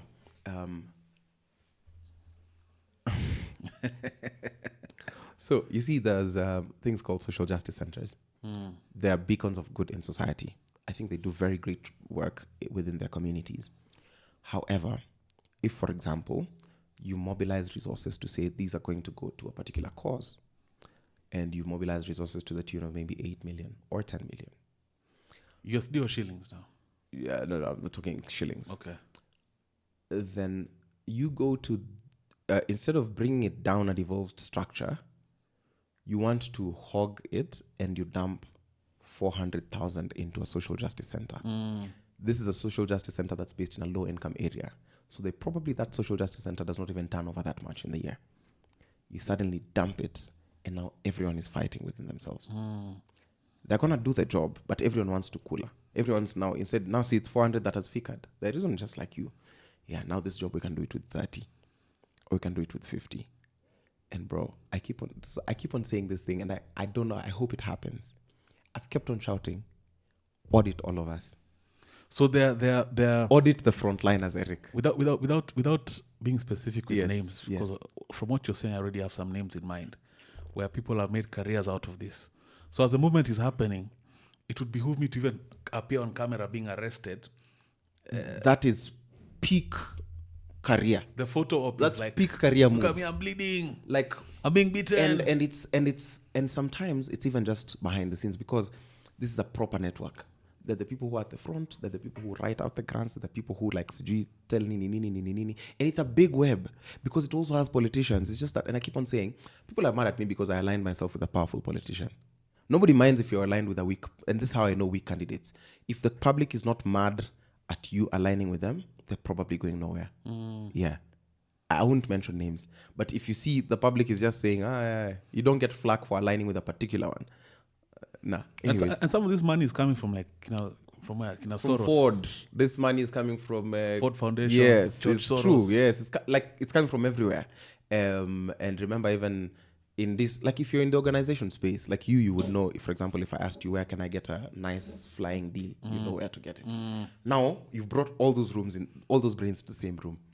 So there's a career in revolution. It's a proper protest career that I should have just be humble and learned the craft and eaten it and kept my name. Let me tell you. Percentage-wise, from the leaders, how many were genuine? Bruh, I can't speak to... As long as you're speaking the issues, I'll say you are genuine. Let's not talk about... Again, money is not moral, therefore. But if that's what you're measuring, audit all of us. I will start with myself. The moment an audit is set up, I am willing to present myself for investigation. I want to be the first one to be audited. Yes. But I hope that all of us will be audited. Some guys will say, unachoma ban. I hope that someday all of us are audited for that period. So how do you... sorry. Yeah, I wanna move now from the movement, because we all watched it play out. Then I get into like ODM. Yeah, we all watched it play out. And a year and some change, or however long it's been later, things are back to normal, if not worse, in terms of the things that the movement was fighting for. What about governance, just impunity? There is no opposition per se. And how do you then settle on? I mean, you stood for all these things. How do you settle on ODM? So there were challenges when I was in the movement, and that's why I will make the comparison. So I refuse money, and I'm just like, if I don't see exactly where it's going directly, people are suffering. This is not the time that I'm supposed to be making money off of anyone. I have not worked effectively from June and whatever that time, and I was like, I will not touch money. The only people whose money I will accept are people who are pouring into my cup of needs. Like someone got into my car, tulikuwa tunatoroka town, akasema, I'll fill your tank. I'll take that. I'll take 20 ngwizi, I cooler 5, I buy vuvuzelas with 15 or whatever. And I kept on saying, I remember at some point, I used to tell my friends, and at that time, I didn't bagua. I'd say, I've met with such and such a person, they've given me 50,000. How much do we need for this? Do we need 15,000 for a presser? Here's 5, here's 10, they're like, oh no, here's what it is. Oh no, you've been using your car, fill it up, go and fix this. And I'm like, chonjo. At the time, remember, we were also fighting for a vibrant democracy. There's some kids who had tried to form a political party. Yes. And we rubbished those guys a good one. Why is that though? I think it's just that thing we didn't want anyone else to take the initiative. Mine. Everyone believed, this is mine, this is mine, this is mine. And that's why you'll find a lot of those leading voices, they fell off. And you see, them, they're used to a gig economy. They're used to selling bet slips. They're used to marketing phones and whatever. Not that it's a bad thing, but you can't run a revolution like that. They didn't have any ideology. They just knew the buzzwords. But past that, they couldn't sustain the thing. So they were very mad at, who are these upstarts? Who are these new guys who are nini? Me, I was besmashed, a good one. And isn't that also similar to exactly what we are fighting against? That's what I'm saying. Like, and I kept on saying, and I don't know why people just thought I was just saying buzz for. But I was like, I remember very many times saying, let us be careful that in fighting this beast, we do not end up turning into it. Because it's exactly what it was. You find that even in those leftist spaces, we had a dictator, a person who wanted, it's just their way. It's to be done this way or not that way. It fell off. That organization of 67 organizations we had, it fell off because people disagreed. They were like, oh, this is a dictator. But they keep him and they keep them because we also cannot be too upset at each other because the whole business model crumbles. We need things to continue happening. So we might not be caucusing like this, but we will not fight each other. We have to present a united front. That's why you'll see it's the same thing political class is doing. It's the same thing the left was doing. So then that happens. Then we chase away these kids. And I try to advocate for these kids and I get a lot of flack. They're like, oh, we are partyless, less. Then it gets to a point where suddenly Morara shows up and he says he wants to form a political party and he's Changisha Pesa and he says this is the headquarters for the movement. What do you mean by shows up? That's a very key way of framing it. And not to even say that the frontliners owned it, but there's a night I remember he was doing a video with his wife and he was asking, so what wanasema Ruto must go? Akienda, alafu sasa.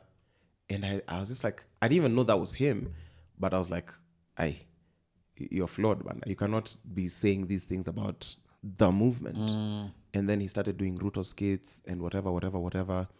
And then, you see, now this is the point where protests have been very heavily suppressed and the masses are looking for something. And then it starts out as an impersonator and of the president and nini. Then he does the thing for collecting money. And I was like, I just don't want to be around money that's not audited. So money that goes into a personal account. Was he real or is it controlled opposition? I think he was real.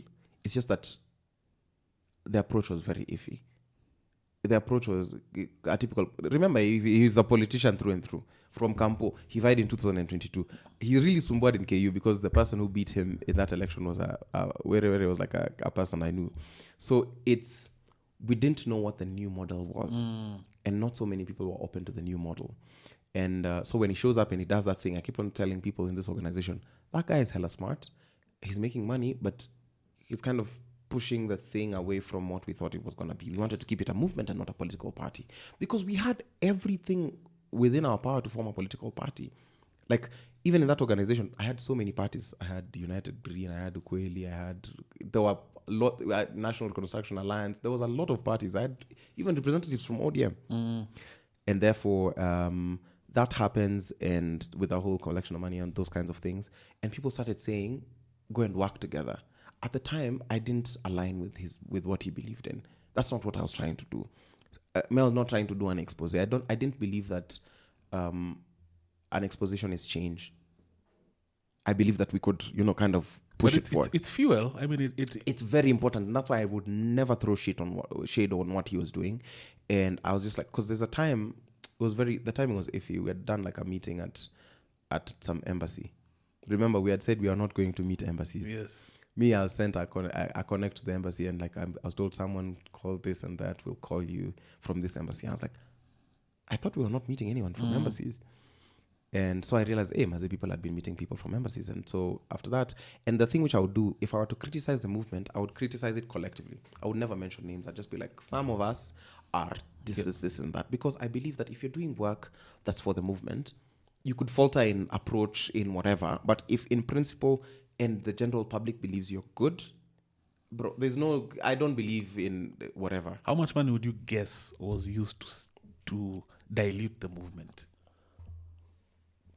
Remember, we were not the only people on the streets. Everyone was on the streets, even political parties, even politicians. So I missed out on that money. I can't quite quantify it, but also we overestimate money kabisa, because that thing was suppressed mostly by fear. Yes, nobody's trained for guns, and after 25th happened, yes, yani, and also the deaths and the what, and there was like a curfew type situation. Yes. That was that heavily suppressed the thing.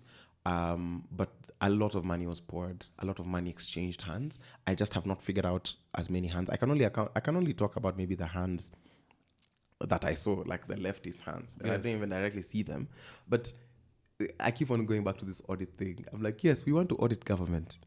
Start with let us audit ourselves. Even like whistleblowers who are giving information.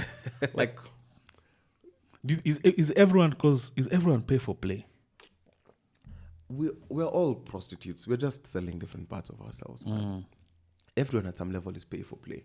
Because once you get into the role, and that's the thing which I wish I accepted earlier, because I kept on using these sympathetic terms like, you see, I found myself into, this happened upon me. I'm like, shut up. You chose it. You leaned into it as well. Yes. Yeah. You would have walked away. I would have walked away the first time I was cancelled.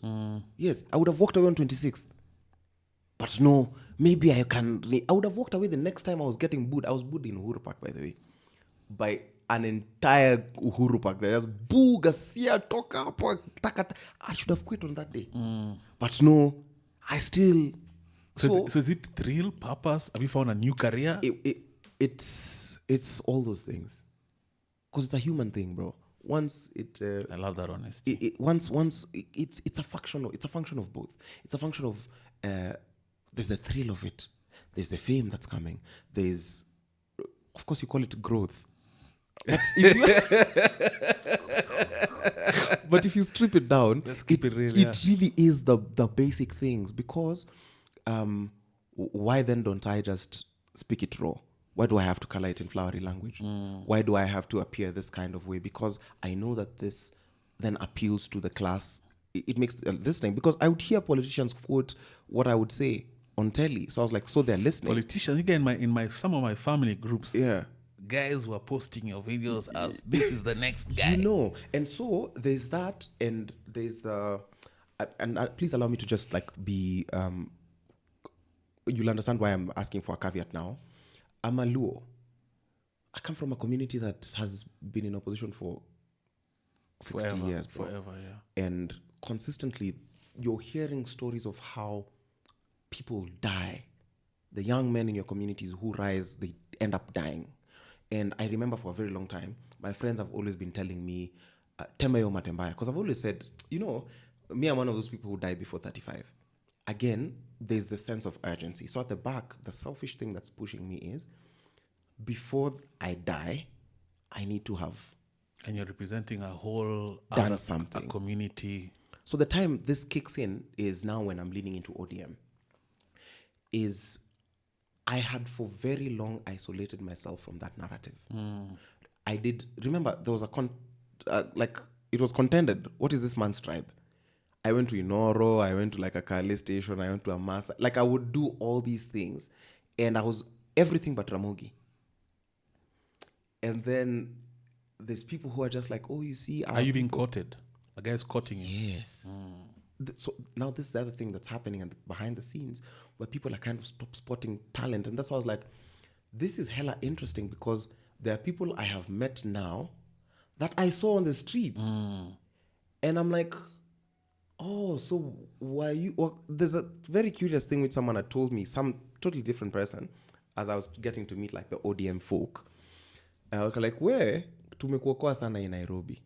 Like, kama CCC. And I was like, shut up.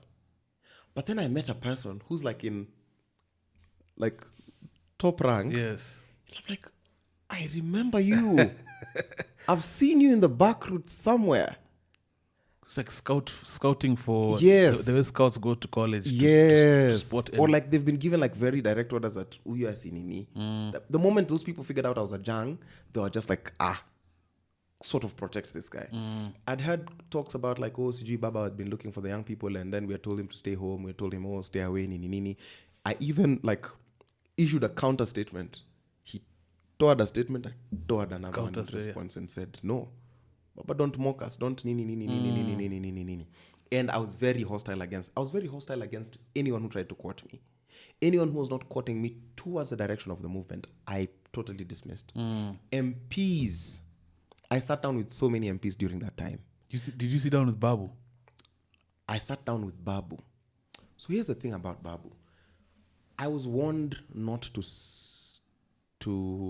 sit with Babu because I was told Babu will scheme against you. Babu will plan to get you eliminated. And he doesn't like smart people. He doesn't like seeing young leaders rise. And just out of defiance, I met him. He had told me, please meet me somewhere here, comrade. And I met him out of defiance. Because remember, again, Babu is also one of the people I looked up to. We all, like, he made student politics popular. And so I went to meet him. And I was like, oh, fine, if this is it, whatever. I met him. And I'm like, I'm just on the edge of my seat. I'm just like, I hear I see his bodyguards. And I'm like, oh, Is it mafia-esque? Babu is just Babu-esque, man. Yeah, it kind of has like, he has an air. He has like rubbing a cat. No, but he's chilled. He's with his suit. Personable? Very personable. You expect him to be there seated with a whiskey.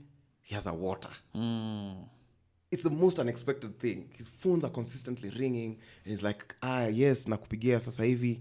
Yes, nakumbuka. Nini puts them down and then you enter and then he's puts his phones away. So it's like a Don Dara. He's a Don kabisa. And then the place he met me, I was just like, Sito boy. At the time, now this is the other thing that makes it very questionable. I meet media personalities there. What's their role? The narrative. Think about it, man. The narrative. Do you see how like it's a web? Yeah. And I'm like, see, but I've seen you in the newsrooms. You've been saying politicians are bad. What do you mean? It's a narrative. And then, man, but he was supposed to have like an interview, so he was prepping those people. And then I come and he tells everybody to leave. I'm like, hey. So I get in, we talk. We have one of the most insightful conversations I've had in politics. And isn't it just a different vantage point of society? Because you started off here where it's a protest against government, but through that whole thing, you've been propelled to another tier, and that can also change your point of view. It does, and let me tell you, it speaks to your ego, bro. I've grown up a reject all my life. I've grown up being told I'm not enough. I've grown up being told that uko na kierere sana. I've grown up being told that you talk funny, you that wang, that whatever. And every once in a while there's an outburst. People are saying, oh, it's eloquence, it's whatnot. It messes up with your psyche, bro. I wake up one time, I do an interview, and this is the thing which I don't prepare. Even that's quotables.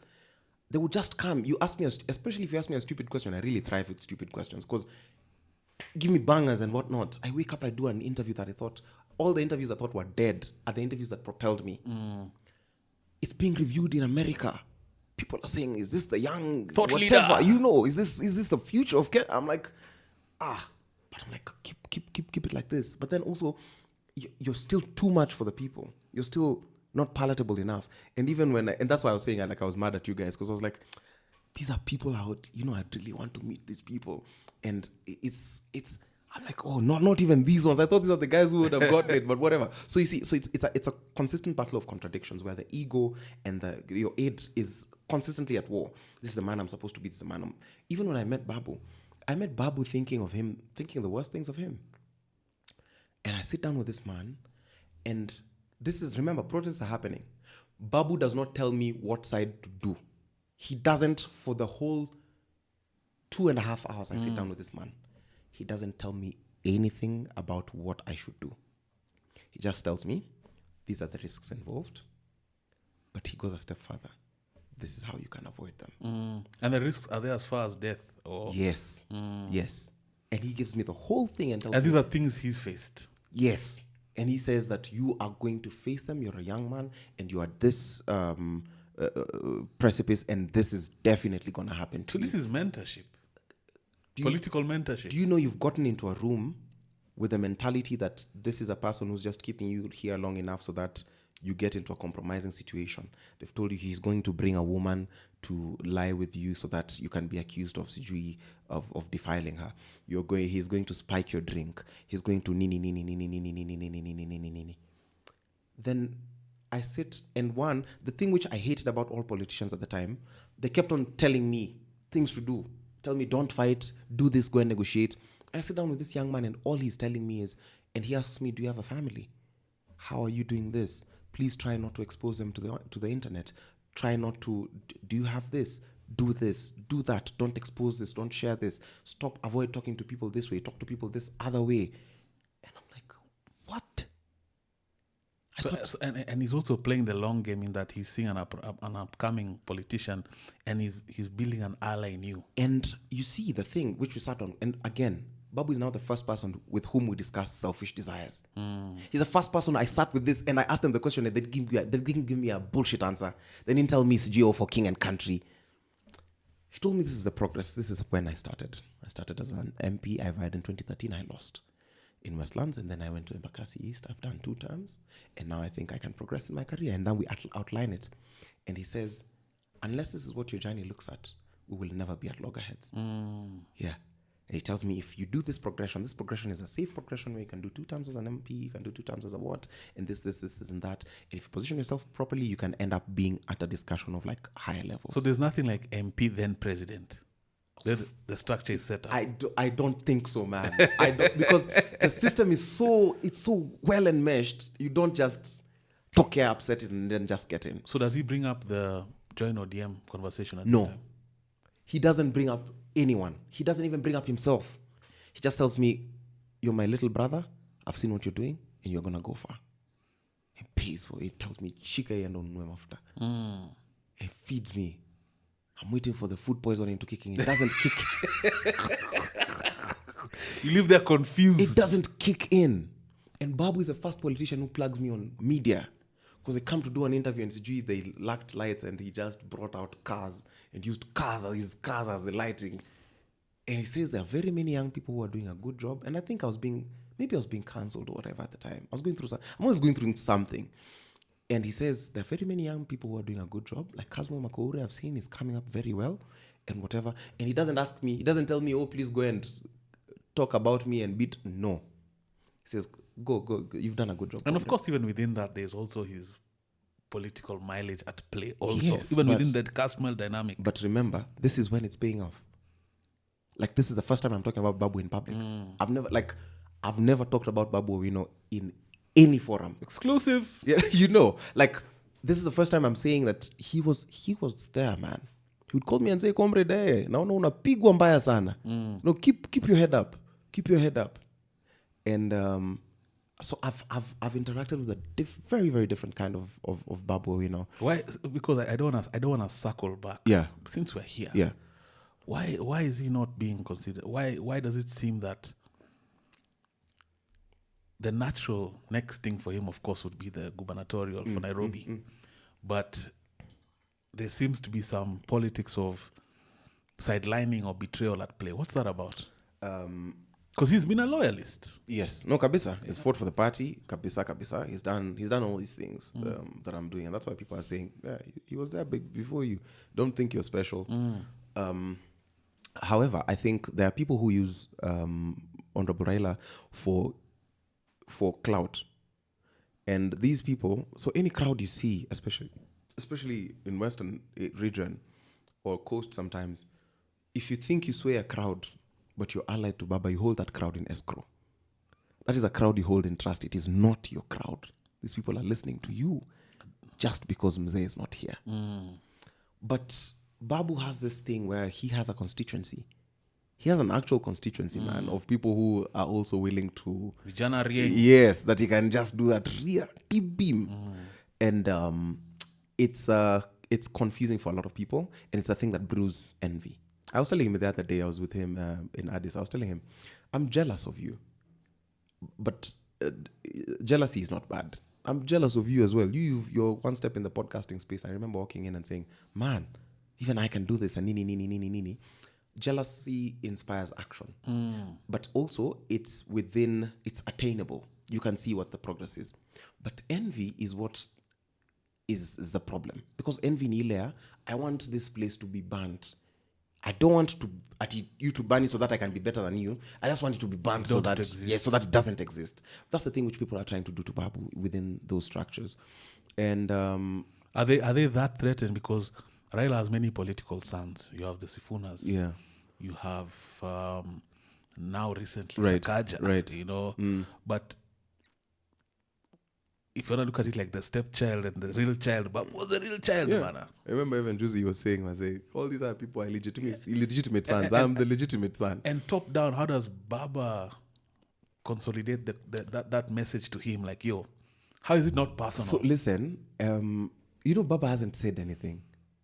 Baba hasn't endorsed anyone. I was there in Bomas when that prayer was happening. He didn't endorse Sakaja? Let me tell you, I think it's just that because that was the political temperature, we didn't listen to him objectively. Remember, there were talks of impeachment. Yes. Talks. Of impeachment for Sachs. So I think Baba was just like, Tulieni. It's not that this is who I want you guys to nini as a governor. But be that as it may, where Mzee is, he can say whatever it is that he wants. But again, the thing that people don't understand about this man is you don't know who you talked to. You don't know if you met Raila, if you met Amolo, if you met Odinga, if you met Baba Fidel, if you met Tinga. You don't know. And he's conscious of all versions. Yes.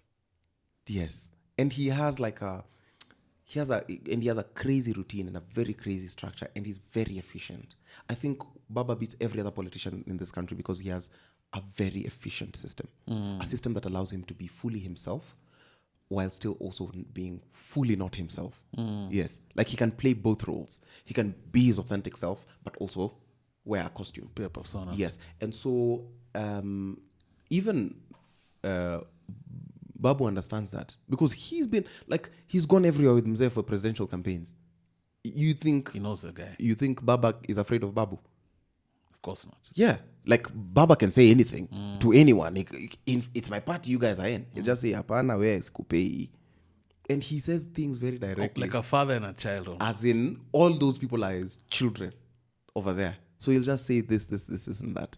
So unless he says, when people are in Western, they said, you express your desire and then you want your hand to be lifted, you say exactly what it is. And he says, yeah, basi mtapatia huyu. I'm just like, an endorsement from Baba cannot be cryptic. It's not something which we will have to discuss. He does the things and he says, this is who. So the problem originates from the people who are around Baba. Yes, because I've sat around with Mzee and he doesn't talk. Who are these? Are these politicians or who are these? It's both. There's politicians and then there's the people who've been in the game for long enough. Who are the aides to the politicians, who are the people who are around the politicians, the people who bring in the money for campaigns and those kinds of things, who are intimidated by a guy like Babu. But he's what other young politician has such a constituency as Babu's? And what would you say to the fact that people say there's the business of opposition at this point? There's a business to losing. Losing is a business. I think Baba does not go to any election with the intention of losing. As unfortunate as it might have been that he has lost several, even this one for AUC, he didn't go. And it's the first time I saw what the intensity of his elections and his campaigns. The man puts in the work. Like, there's a day I spent with him, and he told me just to come over to the house. So I thought we were just going to have breakfast and then over. So I get to the house at 6. So having breakfast with Baba, talk about he invited me for breakfast. The other day, I was with Baba having breakfast. So I get to Karen, And so he wakes up at 5 every single day. He has to go to the gym, put in his 5K, then get his physicals, and then he comes for breakfast 6:30 or 7, whatever. Then everyone's begging for his blood. Everyone has to update him, tell him, okay, so this is what is happening. This is what's happening. So he gets a map of the country first. Yeah, like so a brief. Yes, his people. It's like intelligence. Tell him, okay, so this is where we are at as of today. Then he doesn't take very many meetings during breakfast. He'll take kidogo, but then he's a proper family man. And that's a very interesting relationship to see. They have a very doting relationship with the wife and even with the children. And so we go up for breakfast, a buffet, proper. He eats the same meal. For him, it's very consistent. And I really enjoy it. Kabisa. So we eat breakfast, and then after we are done, so people fall off from the structure at various points. So there's people who fall off at Karen, and then there's people who fall off at whatever, the first stop, first barriers, whatever. So he asked me, did you drive? I was like, yeah, I did. Okay. He'll come in the same car with me. No. So he was like, no, get in the car. I was like, okay, follow me. So I follow the convoy. Also, the people will not allow you, even if it's Mzee who has said, follow this car. You're not allowed to be in the convoy. Everyone's just... Anyway, so we follow him, we go to the office, and so he's like, oh yeah, come, use my elevator, and we go to the office.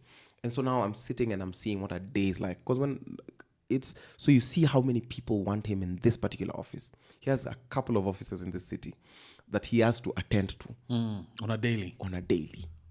So he goes to this office and he takes however so many meetings. Then lunch finds him there and he eats the same meal, same time, same whatever. So this is we've talked about one Dondara. Yes. This is a new level Dondara now. This one is proper with structures, as in he calls anyone.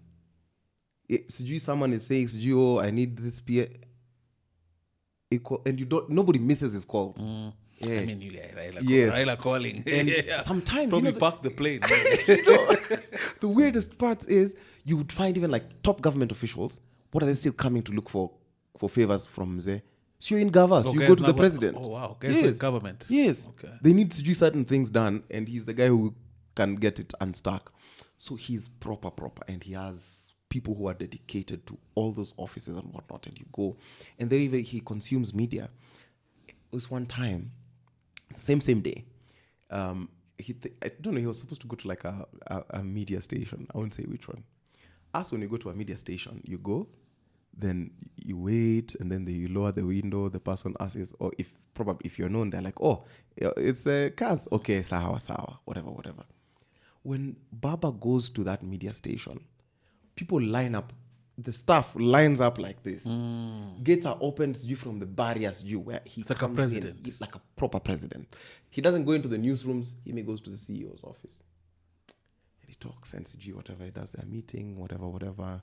He snacks up. A spread is made for them, and then he doesn't eat. And that's a factor of the power he wields. He wields a lot of the power. country. Yes. Then you leave. And that's the thing. People are always trying to do stuff for him. They're trying to make it. I don't know. He's supposed to be flying back in, and I've had that phone ringing kabisa. But whatever, we'll find out. I hope I'm not in trouble. The other thing now, so he leaves, and then he goes to his AUC office, where it's now dedicated focus, and he asks, where are we? Screen, map of Africa. They're like, this country, we spoke to this ambassador on this time. We're having a bit of problems here. No, I'll call the president, don't call the ambassador. Is there lobbying involved? And by lobbying, I mean, is there favor? Proper. So the 3 billion is real? I don't know. I can't speak to the finances, but I know it was an intense campaign. I know it was done very well. Because he has a whole secretariat that deals with that. And the thing is, he's not a lazy man. He's very hands-on. He sits and he says, people tell him, oh, we're having problem with this ambassador. He calls the president and asks, oh, what's up? Oh, my people are here. Like, he has that kind of sway. And so we finish. I remember then some people who know that he's here right now, because people are always, and people pay to know where the man is. So you get, a little bird tells you, and they're like, how did you, whatever. So he takes meetings. I remember. So they're little birds who have their careers being little birds? Yes. Wow. Yes. From 6 a.m., 11 p.m., This man was still going to take a meeting at Serena. I'm wiped out. And I'm he's a 80. young man. And he's 80. He's 80. I'm a young, like I'm not, I'm 27. And I'm just like, oh, such a long day. This man is still having a meeting at 11. And you have to engage the brain. It's not that you're just there. You can't be a cabbage. Yeah. Because remember, people are also saying he's old. Yes. So you also counter the narrative. Yes. So he's very present. He's like, yeah, let's meet again tomorrow. Same routine every single damn day. So I don't think that's maybe a long answer to the question. Oh, I don't think he's answer. in the business of losing. I think that sometimes there could be there's the strategy, there's the resources, and there's the tact. Sometimes the people around him might have fumbled around tact, but he has never gone into anything to lose. And you see him pour himself. Once especially because I'm grateful I got to see what the AUC campaign was like. At no point would you say that he absconded a meeting. Every time an appointment was made for the man, he went. He didn't have the luxury of falling sick. He didn't have the luxury of family of whatever. He went. Why do you, in your estimation, why did he lose?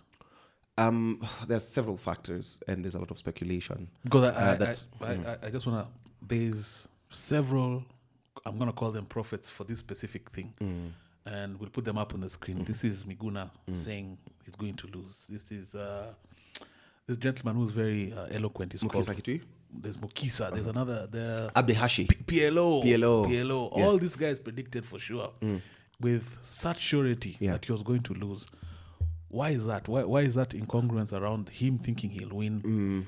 Perhaps the approach he took or they took or the team took. But all these guys were like, nah, he's not going to win. I think it's one of those things for, one, if you're enemies with someone, you don't wish them anything nice. So I was one of the people who believed firmly that he was going to win. I looked at the data, I looked at the map, and I was like, if this is where we are at now, we're definitely winning this thing. But there's also, there's people vote on their interests. You find that some of his friends, his personal friends, voted for the national interest over the personal interest.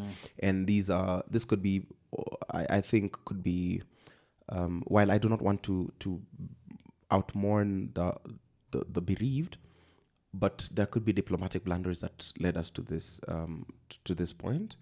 Our foreign policy has not been very consistent, because remember, even our position on Israel, which we said we should have abstained from, position in Haiti, our position, I don't want to say this as an expert, because it's a very nuanced thing which sometimes you think you know from the outside but not.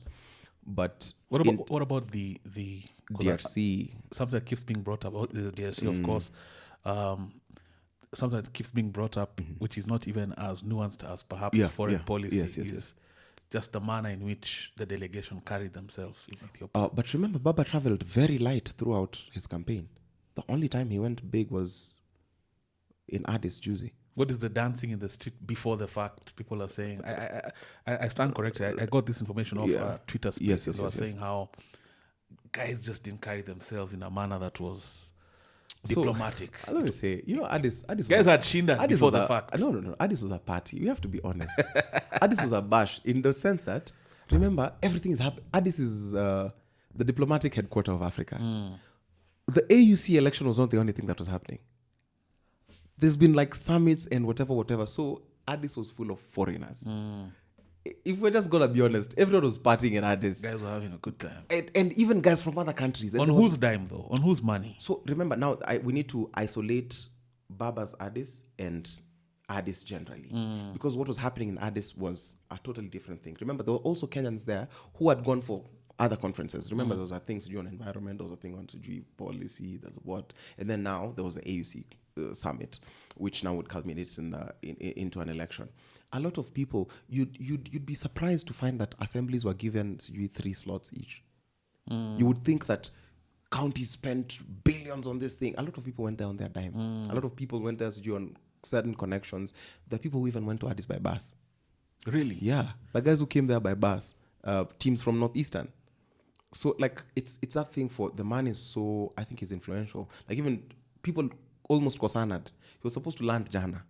People wanted him to have a hero's welcome. Yes. Baba, you away. People wanted that thing where the airport is just grounded. But let me ask, because Like I said, we're Yes. dealing with this like an African American Yes, movie. yes, We've yes. been back, front, future, and I'm really enjoying the conversation. Ideologically, because one thing I'm hearing about you Yeah. elevating to this political kind of stature and seeing Yeah. things from a different purview. Yeah.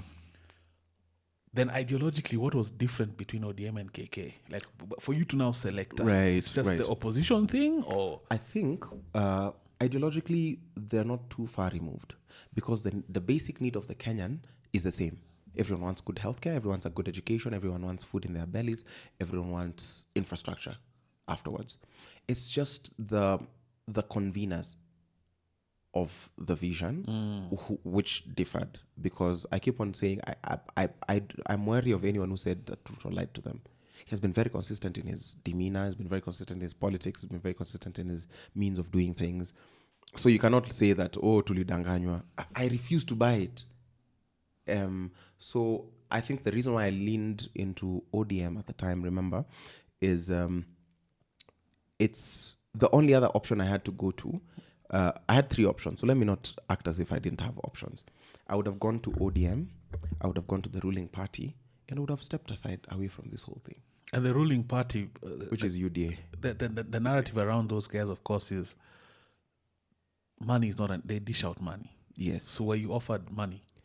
I was not, because remember when I was joining the political side, I'd already refused, in principle, I'd already refused the political conversation. And again, politics is very dynamic in this country where it swings so quickly that one moment people are focusing on the movement and then Gachagua is being impeached. And suddenly everyone has forgotten what you guys were up about.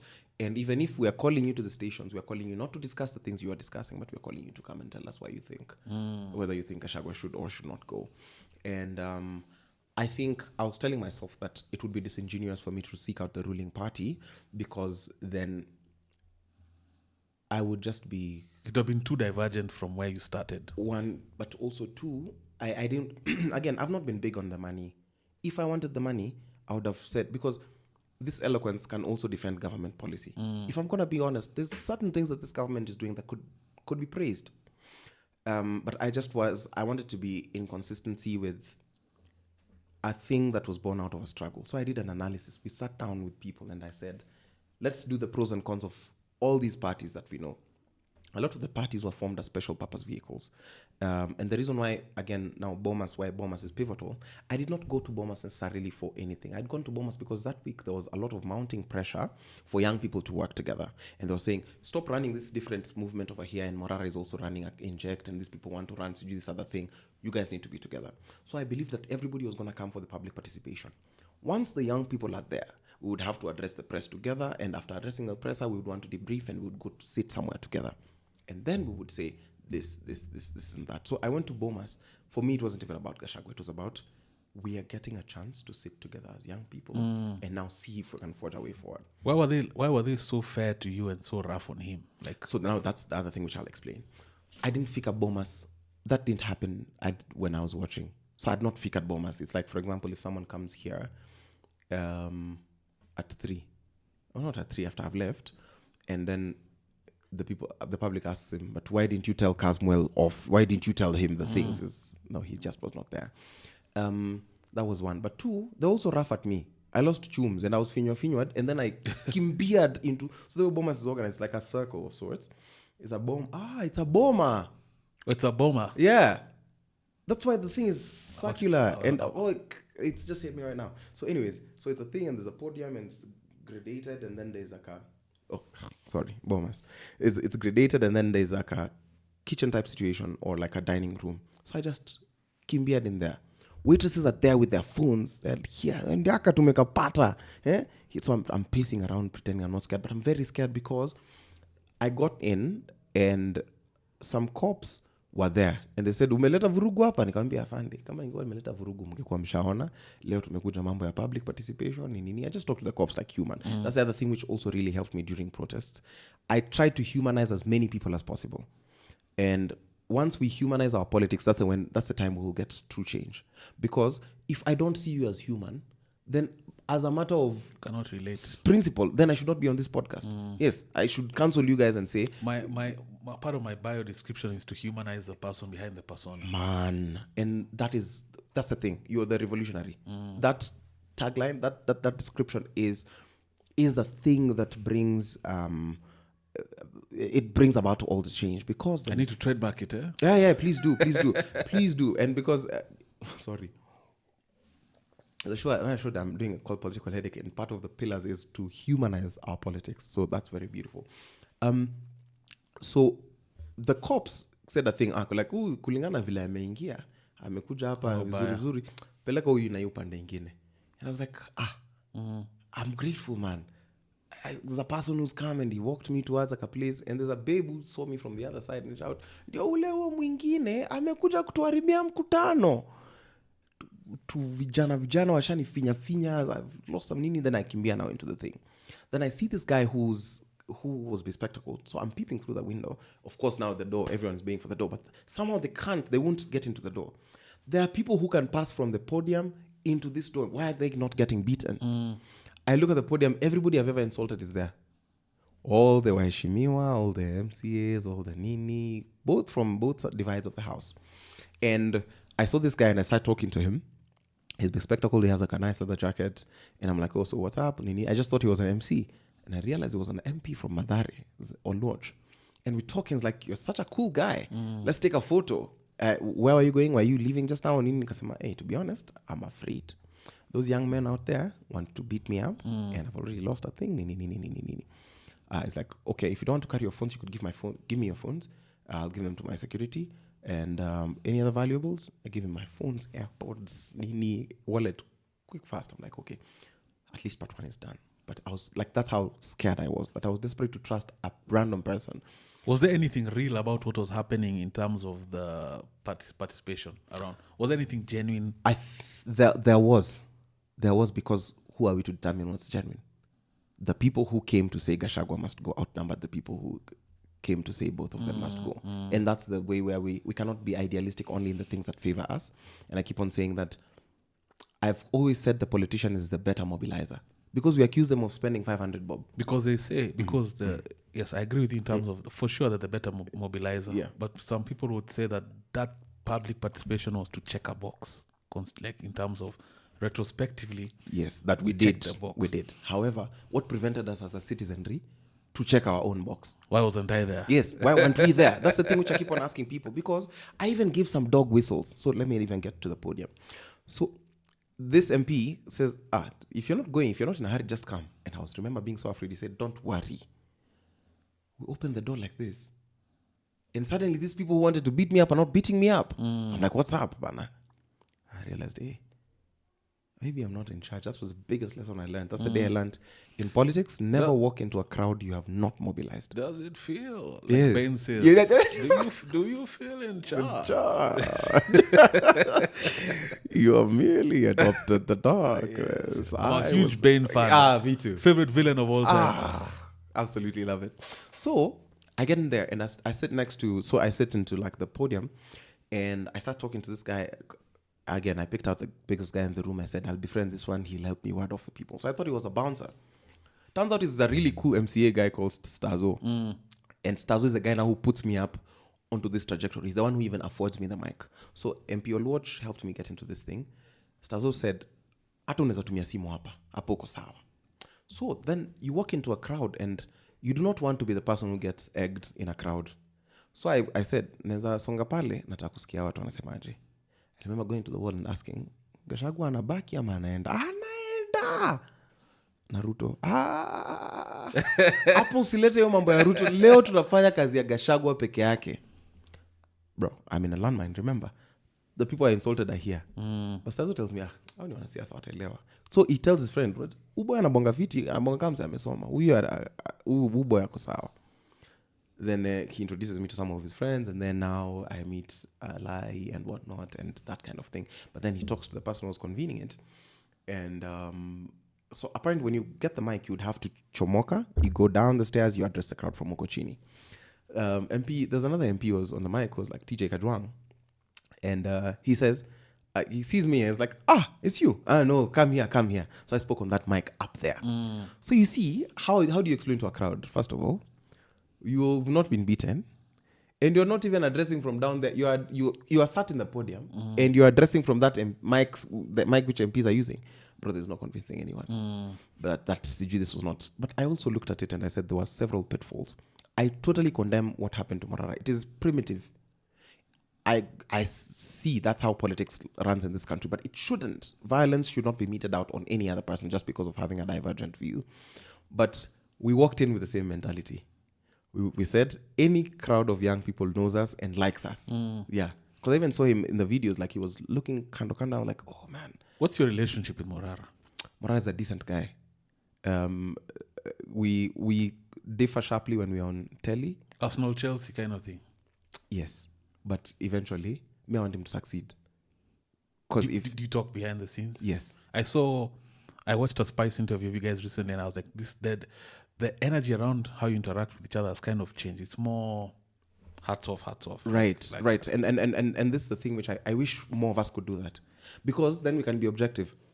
Because then, if I want him to succeed, see, he wants good governance. He wants accountability. He wants inclusivity and justice.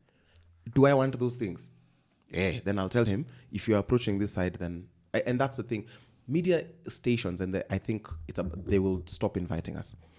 We were good for business when we still used to fight. This is a new format, man. Yeah. This is a new format. This is actually it. This is what won Trump the presidency. They liked us because we would have altercations. And anytime, for example, I'm lauded for an interview, it's because I insulted someone. That feels very wrong for me. Like, I have a bunch of insults for very many situations.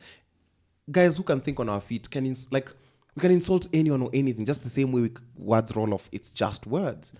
And I really hated the fact that I've spent 2 hours and then all you can tell me is, Uli Dilda Morara. I'm like, just shut up. There was so much more depth there. Yes, I'm like, then you're missing out on this thing. So I said, in any interview that I'm invited to, I'll not insult anyone. Yeah, so nowadays I go to interviews and I hear people and I'm like, yeah, I know this is, and I even say it, I know this is going to be important for your social media. Insulting me is kind of cool right now, so go for it. Like sometimes even there's a guy called Kop Shakur. And he met me outside because we meet at the prep room. He's like, leo ntakulima vibaya sana leo. Nikamwambia, naelewa hii ni siasa. And even when we went on air, because I thought we would have an objective thing, I'm at the point where I said, can we at least get out of danger first? You and I can take jabs at each other. You're safe, I'm currently safe. But if you're being faced with mutiny, I don't think... Objectivity is a thing that's lacking across the divide, even not just in politics. I think people want to marry the preconceived notion of anything. Right. They don't want to have an objective. And for me, that my platform is actually very counter that. I was told not to host Caliph. Don't. Yes. Don't sanitize him. I'm going to host him and we're going to have an objective conversation. But one of the best Caliph interviews came from this. The first one I saw, I was like, such range, such depth. Yes. Yeah. So it's again... People don't understand that thing for the business is a sole entity. But now we've touched on past, present. Yes. I want to get a glimpse into the future. Like I want a glimpse into where you see the country going in terms of, we have, of course, an election in 2027 coming. Yeah. We have all this talk of, for sure, this guy is a one-term guy. And some people are even saying before 2027. Yeah. You're coming off the bat of the AUC loss. Right. What's currently happening politically? I think even just as I get into that, let me just finish this thought where I was saying in terms of objectivity, we are when I was saying the enemy, the blue check mark is the enemy. I'm like, if you're in trouble and we are saying that we're fighting for the same cause, I should at the very least alleviate your situation if I'm in a position to. And the way I was seeing it is, why can't we as young people immerse ourselves in all these positions so that we are able to change and pull favors for each other and galvanize towards this common goal? And even when I was giving you that example for that cop, I was like, you're being faced with mutiny. And I remember asking him very empathetically, is there a thing that we can do as young people? Is there an appeal? Is there a way we can help in the appeal? But like, he was so hell-bent. I remember telling him, I know this is good for your social media page. And he went and cut that specific part of the interview and said, we injected. I'm like, for me, the worst that's going to happen is people are going to insult me online.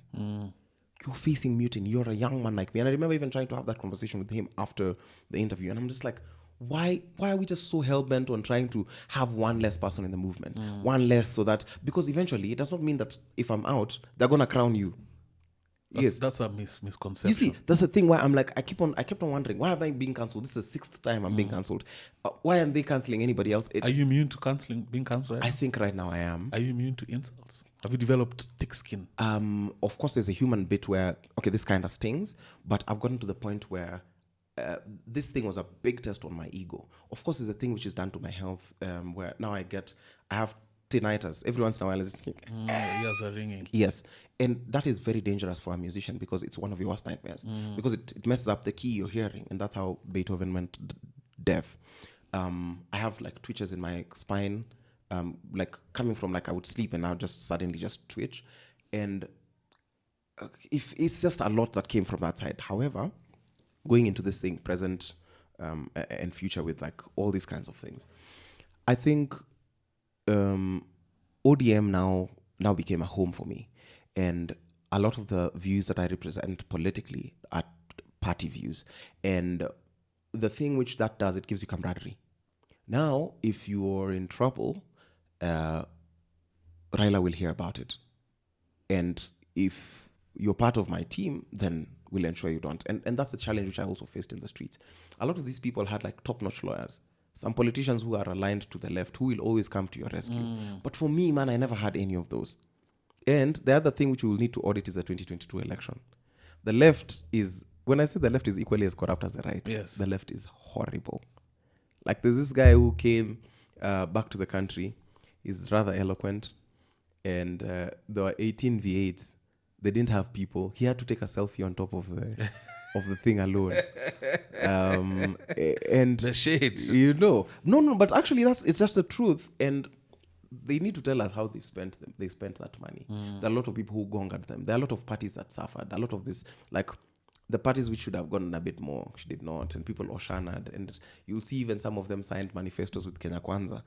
You cannot do that. That is your official political position. And then now you want to tell us that your nini is bad, but you don't want to isolate yourself from it. So now I find myself, as, for example, in this youth league, and I'm like, here I can build. I have that safety of a home. What's your exact title and role? Man, me, I'm just in the youth league, man. I'm a member. I don't have a role. I'm just an ordinary member. And I remember someone telling me, you see, we didn't know this thing existed. What are the perks of being a member? Zero. There's no. You get to contribute to there's no stipend, there's no silo. If anything, you contribute to the party. Yes. You pay your membership dues. So those things, and if anything, I'm so uko chini that I'm not in the party group. For example, you can't say that, I'm part of leadership or whatever. But hopefully, if they see it fit, I might get to lead the thing. If not, again, I'll just consistently be a member.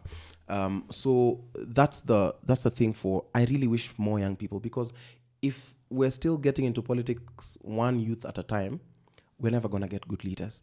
And also considering the fact that I know it's treasonous in some cases to say that Baba is 80 and biology, of course, will take its course. So what about the idea of a successor? Because that's been something so ambiguous about this whole thing. And successor doesn't mean someone has died. Yes. It just means, even in flying, we have retirement. Yes. People retire. Yeah. I would hope at 80 I'm not working. Right. I would hope to have handed over to the next generation. Yeah. Why is that in the ODM context still so neither here nor there? There's a time I flew with Baba in December. And he took us around. That man is just like a typical grandfather. He just likes young people and he wants to show them. I remember he was showing me these are the islands, this is what this, and the other thing, he has a very good grip on the country. It's like, that's how much kilowatt hours this brings, this is why this is brown, this is what we could do, this is what we did in Kibaki's time, and those kinds of things. But I remember we flew around, we went, watched a match, ate at the island, and and went retired to his Kisumu home. And when he was going to the gym, again, he was going to the gym, and then after that, I was left with his brother, and then Baba walked in when we were talking. And I kept on asking. And that's why you'll see, for example, right now, it's almost as though I am hell-bent on, I do a lot of Raila talk right now. For me, he's gotten to the point where people have milked him dry, and nobody now cares for his legacy. So nobody's saying what he's doing for them behind closed doors. Nobody's saying that sometimes they feed him with dubious information, and then they want him to react based on that information because he reacts based on intelligence. Like, for example, the time for Adani. We had just spoken about it, and he had shown me there's a time we went to India, to Gujarat, and this is what happened, and this is where it was, and look at what he did. Like, he was showing me the things that Adani did. But the information that had gotten to him is that there's like an Adani gate that's going to happen, like Eurobond and whatnot. And so, like, seeing, it's like him just standing up for his friends, but then it looks like, oh, I am entertaining corruption and whatnot. A lot of the people do not mind throwing Baba under the bus because they know he has a big reputation and he eventually sort of recovers. And I remember telling him, as the young people around you now, personally, I don't want anything from you. I don't want you to make me a party leader or whatever. But I'm keen on renewing your legacy. I'm keen on explaining this is what it looks like. Because everybody, for example, from Addis, everyone wants to shower praise and pretend they're sad and whatnot. Tell us, what was Baba like? How did he behave? Where was he put? Did he get late for his interview? Like, show us the man. Stop, because everyone thinks that Baba is what he just was like in 1992 and whatnot. So I remember asking his brother, why is everyone just talking about succession? And because ODM is going through a period of elections, everyone is trying to position themselves as the leader of county, leader of whatever, in hopes that they will clinch the top seat of the party. And I asked Senator Oburu, what's this about? And he said, the thing about the position that Baba occupies is it's not elective. He is not, he did not vie against someone and become the Luo kingpin, for example. He's just what it is. And whoever, so you can't take that away, because if you want to take that away, you have to be him. But can't he pick someone and say, this is the guy now? Even if he did, will they follow him? There's some Sijuzi, I have a question. Sijuzi, people said he endorsed Sakaja. Why did people start insulting Sakaja? Yeah. If it's that easy, he should just be able to say, okay. But I think Sakaja is too far across. I'm talking about within the structure. The nuclear family. I'm talking about Babu. I'm talking about Sifuna. Let's even talk about his cronies, the people who he was with in the struggle. Orengo. Anyang Nyong'o. Nini. Anyang Nyong'o is the acting party leader. Why aren't people saying he's a Luo kingpin? Let's say maybe they're older and maybe they're serving their last terms. Everyone who's in the party, because Sifuna. Yes. Baba has not fought Sifuna. The entire time the party was reneging, it was saying, oh, he's decamping, he's being what, he's being de-whipped, and he's still the Secretary General. If anything, it makes it very clear that the Secretary General is a spokesperson of the party. Like, he's not done that he's not impeded anyone's journey, so you can't say that he has withheld or or whatever. But I see, and this is the part that unfortunately does not make it to the public, he's very keen on galvanizing young people together. But now this conversation, at the risk of talking from within the castle. Yes. You talked about people throwing him under the bus, like people have for their own benefit. What about the narrative that Raila has now thrown the people under the bus, like the Watus, yani, like we talk about going to Canaan, and then it seems like you've broken ranks. Yeah. With the establishment of the day, whether it was handshake, whether it was Nusumkate, whether it's the Grand Coalition. Now it's been called what? No, right now it's broad-based. Broad-based government, where is it succession for succession's sake? Is there any part for the people left in this conversation in terms of all the things he stood for when he started his political career? And this is the thing which I say, I feel like people know it's inconsequential to throw Baba under the bus to them. They know eventually it will be lumped onto him. He is not the one who sought out the president. He's not the one who said, now we want a broad-based. He didn't go. And remember, he even refused to have that kind of conversation. And when these people were approached, and it was our top party honchos, I don't know if it's my place to reveal this, but he was not even in the country. Baba was in Dubai and he was inaccessible. But the Gen Z movement, the origin had nothing to do with Baba. Yes, however, his people were on the streets as well. Yeah, so that's the thing. We were not on the streets alone. We were on the streets with everyone. So there's a time he said, and I think I had the party saying, And I thought it was rather puzzling when they said, sasa sisi tumetoka. Like, who are you? What do you mean sisi tumetoka? Sisi haturudi nyumbani. And I came later to understand and say, hata sisi tulikuwa. So as now we said, we will not go.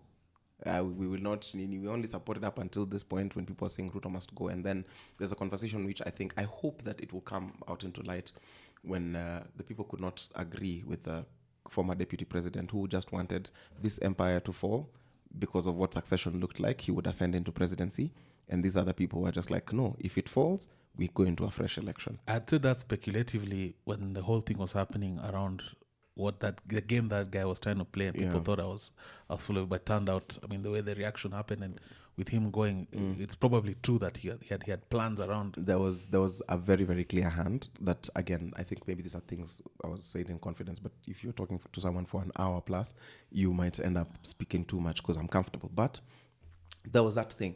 There was that thing for, yes, the Republic was lost, and when we were infiltrated, us who were doing it innocently and we believed it was just us on the streets, there are people who actually were. And I remember asking people, if power fell on the street today, would we be able to pick it up? We were not organized enough to pick up the power. Because even when I'm saying, this is what was going to happen, by August 8th, everyone had already done the thing. Broad-based has already happened. And it is insistent upon itself that ODM is not in coalition with this particular government. This is the first time that Baba has not gone into a coalition. I think it just happens that he shows up with his AUC bid and asks to be the candidate for Kenya. That further meddles things up because it looks like, you see they're consistently working together and whatnot. And you want your home vote. You want that to be your first vote. Now, post-loss, people were saying that Ruto was trying to settle local politics with the AUC. With the AUC. Baba wins, now we're good. Yes. Now, a lot of people are saying, I mean, the narrative on Twitter was also that thank God he lost, so that even if it's optically on this side, we have a formidable potential force. Right. Now, does that mean that he stands to stand in the next formation? I don't know, but our party has consistently said that they will front a presidential candidate. So without reading too much into it, I don't know what it is, but I've had even in the last party meeting, there's a party meeting that happened in Western and I saw in telly. They said, we will front a presidential candidate. So, and this was before the loss, this was before. So I think the party is interested in the presidency. So are we back to square one? Are we back to square one? Oh, in what way? If Ruto, Raila, are we back to square one? Man, you see, that's the thing which I keep on wondering, because we've not held each other's. We didn't have the thing that was big enough to bring us together. We've not yet, and again, we are young and we're still building, so we've not yet gotten to the point where we can say, okay, so this aside. And I think with the things I've learned, with also listening, because I also was not listening as much. I was hearing things, but I was not listening. And there are things which I took personally, which I shouldn't have taken personally. Like, for example, if people are holding you accountable and telling you whatever, people will call you out in different ways, but it's not because they don't see value.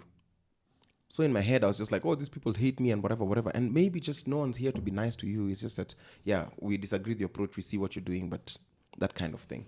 Right now, and that's why I find myself in less combatant ninis, where I'm like, I don't need to despise you.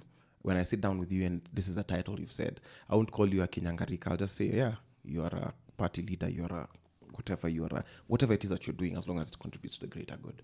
We are not necessarily back at square one because there's a collective conscience that has changed. However, if we stay long enough, we might be. We are not yet in square one. Now, switching gears, because you divulged a lot. Yeah. Now, on to just normal things now. You're a musician. In fact, there's a time I was meant to meet a friend of mine at, there's an art cafe here not too far from here. Yeah. And when I went upstairs, I saw you dancing with a lady there. Yeah. So how do you spend your days, man?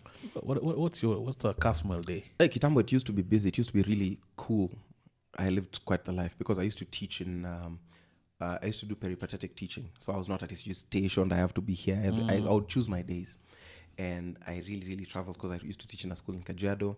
I used to teach in 2 schools in Nairobi, and I used to teach at 1 school in Molo. Kajiado, I can guess. I think I taught there. What is it called? Naisula. Oh, no. Brookhurst. Brookhurst is up on Yuma too. Yes. Now you go all the way, and it's a nice drive, Pipeline Road, all the way down. Then I used to teach at Naisula. Then I used to teach at St. Christopher's and West Nairobi School and Turi. So I'd go to Kajiado. Turi! Yes. Turi was beautiful. Mondays, so I'd do that, teach, come back to the city. You drive to Molo? Yes, I used to drive to Molo. Wow. Yeah, I was young and invincible. And also I coupled that up with, I was doing like a fellowship. Beyonce used to pay our salaries. And, there we were being told you call her Mrs. Knowles Carter. Yes. Nikasema kumbe huku nje tu is where you're pretending. What's a Beyonce salary? Even her was, no, it was nice. It was tamu. I remember Kenyans were throwing shade. They were saying, who are those? And that time, the ego is the enemy. Someone told me, oh, you've been posted by Beyonce's mom. I'm like, what? On IG. That's Tina. Yes. Tina Knowles. Yes. And so Suji, they had come to Nairobi and they were doing a thing. And the people who you expect to meet Beyonce or a team from Beyonce's DD, so they were out there wondering, who are these people even? In my head, I was like, how dare you not know me? Are you saying I'm not important enough? But for a whole year, Beyonce and Tyler Perry, they had like a thing, a collaboration with a fellowship called Global Citizen. And they took 5 fellows from Nigeria, 5 from Kenya, 5 from SA. So then I would couple that up with that. So Mondays I would drive to Kajiado. Tuesday, Wednesday I'd be in Nairobi. Thursday morning I'd drive down to Molo, come back on Friday. It's all music. It was all music, all orchestration, all teaching. Like I was properly in music. What do you play? What's your specialty? Piano, trumpet, flute. I play a lot of instruments, but my 2 favorite ones are piano and trumpet. So then I would also play venues. And I have a big band, I have an orchestra, I have a choir. So I was always just around the musical space, but doing things rather differently. So I'd wake up, you do your 5 a.m.s, you go to the gym, those kinds of things. How does that mesh now with your new the fact that you're now that's kind of dead, because June, July, August, September, horrible months, because nobody wants to work with a person who's being tracked down by the government. I don't want to expose my students to that kind, because I also had very well-paying private clients. I really lost, and I think that's so you're saying your finances took a dip, as in, I cooled savings from protests till now. So I was not at ECG doing very badly. Yeah, like I'd gotten to the point where I was doing like lessons for 6K an hour. The numbers were not bad, and I was in demand because I'm very good with children. I'm very good with education. I know how to teach. It's your forte. Kabisa. That's a very good place, and it was very instrumental in the protests as well, because you see this. Put these guys together, they work together, and it took a nosedive, because now, if I'm being tailed, I don't want to go to my client's house. Person of interest. Yes, I don't want to go to my this client's place and do whatever. And it just took time, because you have to organize, and people come late. You promise you'll be there for a lesson at 3, then you're saying, I'm sorry, I'm on my way at 4:30. Again, inconsistency in a child's life, I think, is very irresponsible. It's unfair, especially when they're learning. Yeah. So that kufad, and now again my concert life also became really bad, because people would want to. You see, I think this is rather funny. People don't chant Ruto must go in their offices, but they want to come to my office and do that. Like, they want to come to my stage to chant things. And so that also died. I had to pull back from performing publicly. And now I've taken over this my life has taken like a new turn, where now I'm learning. I'm a beginner once again. So I'm in a political system, and I'm trying to understand. It's so unfair. People are undercutting you. But also you have the privilege of meeting the big boss, and they're kind to you and those kinds of things. So I'm still trying to figure out who I am. And I remember telling someone, I left the house as a pianist in June, and I've never gone back to the house. So I don't know who this new Kasmuel is, but again, I think there's a lot that I've learned, and a lot of it has to do with my ego, because I'm like, hey, but the ego could be the enemy. Ego dissolution is one of the most profound points, and of course you'll dissolve it, and at some point develops. You realize, yes, or you just realize parts of it that you're not. Yes, it's a continuous process. For me, addiction forced that on me, and surviving it, I had to look seriously within, introspectively. Yes. Now, how is your mental health? Because I know that's something you've been open about. You said. I think I've just I blocked off all that, and again, I find part of the thing that I've not been able to overcome, and I don't think this is ego. This maybe just could be self-preservation, or just falls within the realm of both. at the back of my mind, I knew that this was going to be used against me.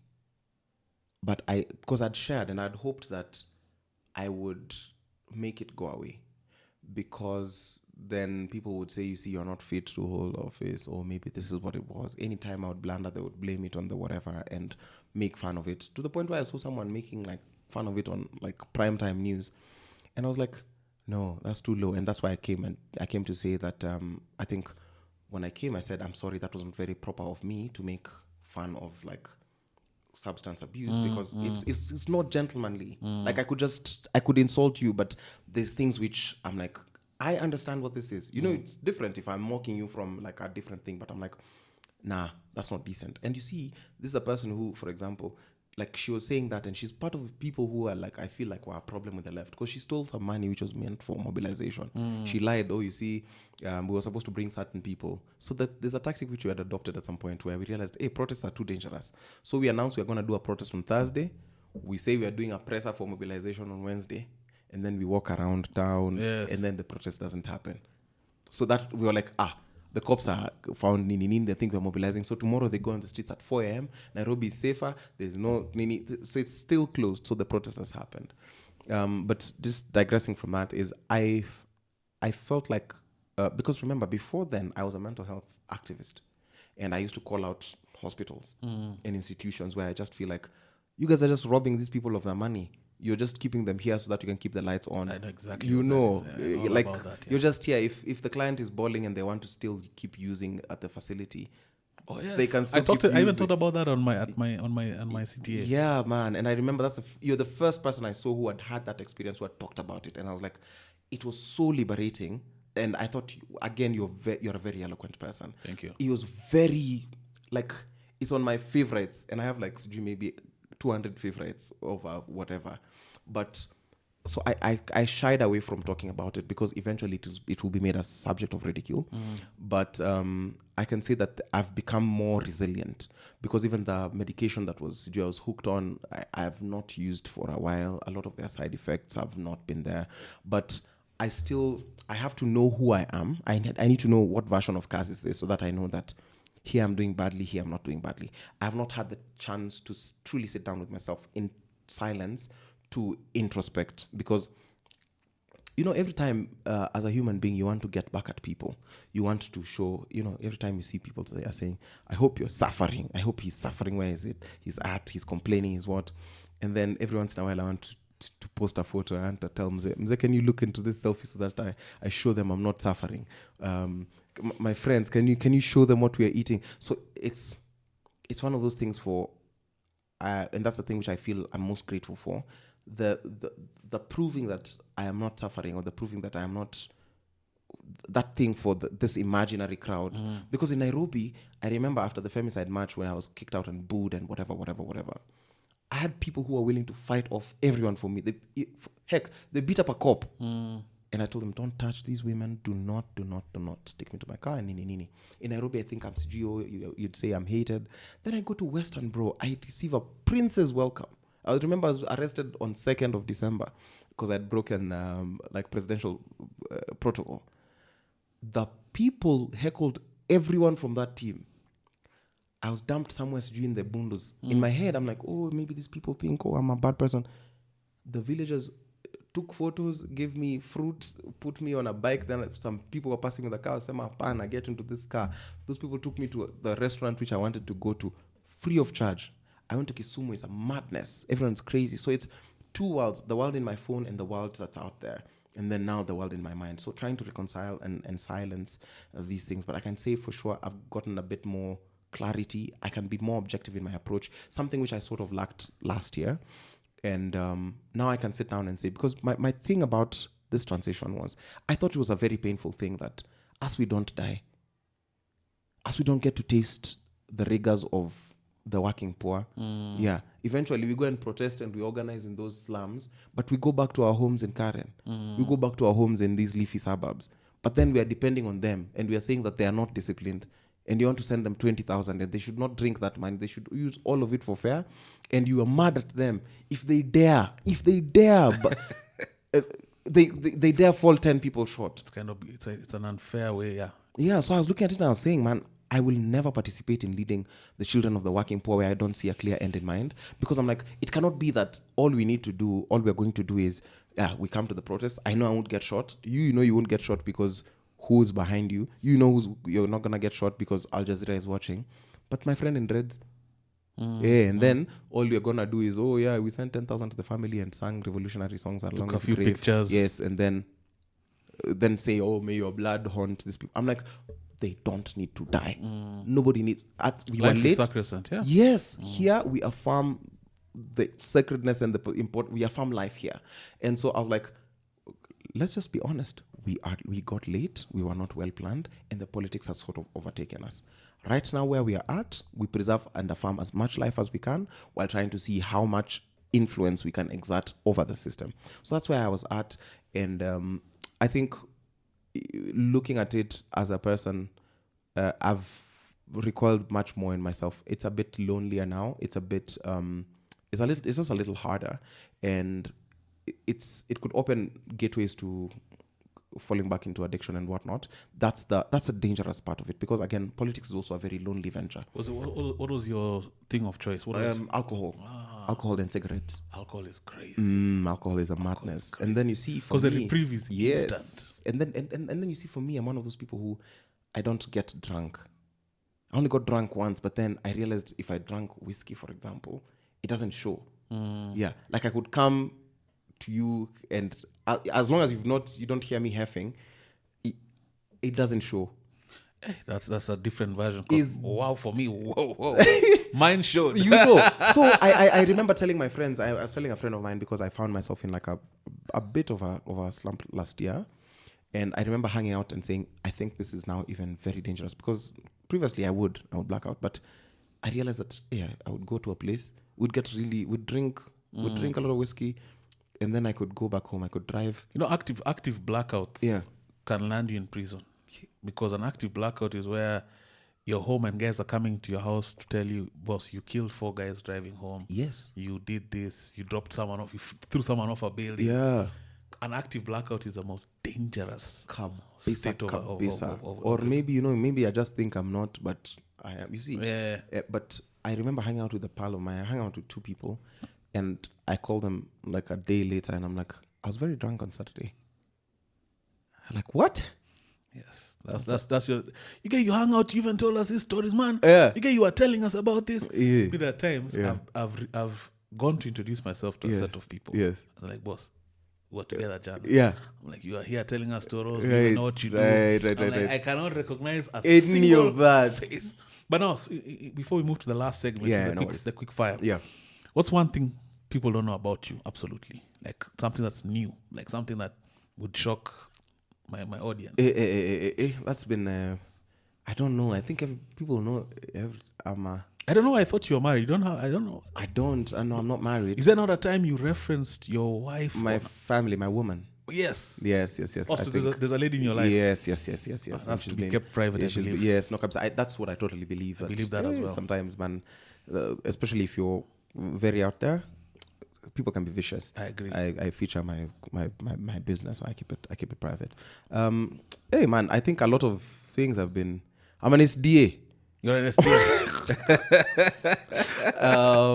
So thank God we're not doing this on a Saturday. On a Saturday, anyways. But you don't eat meat? Oh, I'm vegan, but that was not even just because of being SDA. It's just I don't know. I hate texture of foods. I hate, you see that crunchy skin that people have on chicken. I hate it. I think it gives me the ick. I don't like the texture of meat. Imagine, not at all. I can struggle to do with alcohol or whatever, but you can't convince me. I don't take any animal products. I'm vegan. So what's a treat meal for Kasmuel? Githeri, man. Really? Yeah, githeri, that traditional githeri it has just, okay, I like githeri in all the forms, salted, unsalted, boiled, whatever, but there's a particular one. So a very particular one, which is just kangod with njugu and onions. So even junk, I don't take junk food. I don't. Fuse? Yeah. No fuse? Fuse, zero. Zero. No fries, no nini. I'm also a swimmer. Okay. That's the other thing, which that's new. I'm big. I'm really. I'm a bit athletic. Now, for the last section, First of all, I appreciate the honesty so far. It's Yeah. actually been quite fun. Yeah. I'm gonna name a few people. Right. And I want you to say the first word that comes to mind. Yeah. If you want to explain kidogo, you Yeah. may. Okay. But try keep it the word. poignant. That Right? word. Okay. So first things first, man, and of course next time we'll delve onto the like world scene Yeah. and etc. Yes. Donald Trump. Deal maker. I think that's self-explanatory. Yeah. Elon Musk. Weirdo. Really? Yeah. Okay. Yeah, well, there's truth to that. I mean, genius and weirdo. Geek weirdo. Geek weirdo. Geek or weirdo. Okay. Uhuru Kenyatta. I see the thing, but I don't know the word for it. It's not misunderstood. Personability. Personable is the word, bro. Yeah. Personable. I'll take personable. Because it has an effect on the psyche Personable. of the people Personable. and how they view you. Personable. So that thing for nene, He has it. that creates a different You version. get away of, with everything. Yeah. Personable is the word. Yes. Congenial. Yes. Yeah. Morara. Kebaso. Industrious. Expound a bit. The man is a chapakazi. Yeah. You could say everything about Morara, but he'll do it. From Campo days, he's a menace. He sets his nini, he'll chapa it. I might disagree with him on approach. I might disagree with him on various ninis, but he's a chapakazi. Boniface Mwangi. Bold. He does not claim perfection. He does not present himself as an angel, but he presents himself nonetheless. Yeah, with all his flaws, whether you know of them or not, whatever his shortcomings, he keeps on showing up. He's bold. The second last one, William Samoei Ruto.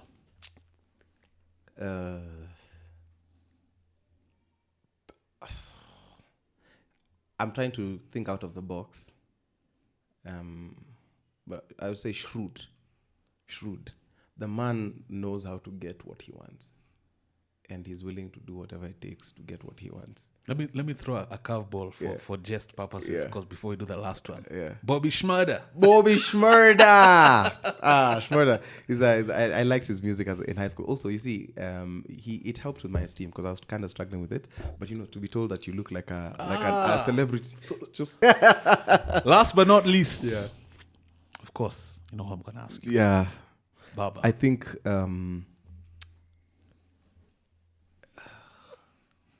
he's at a point where tranquility is all that comes to mind. And I think he's gotten to the point where he's very clear in his mind.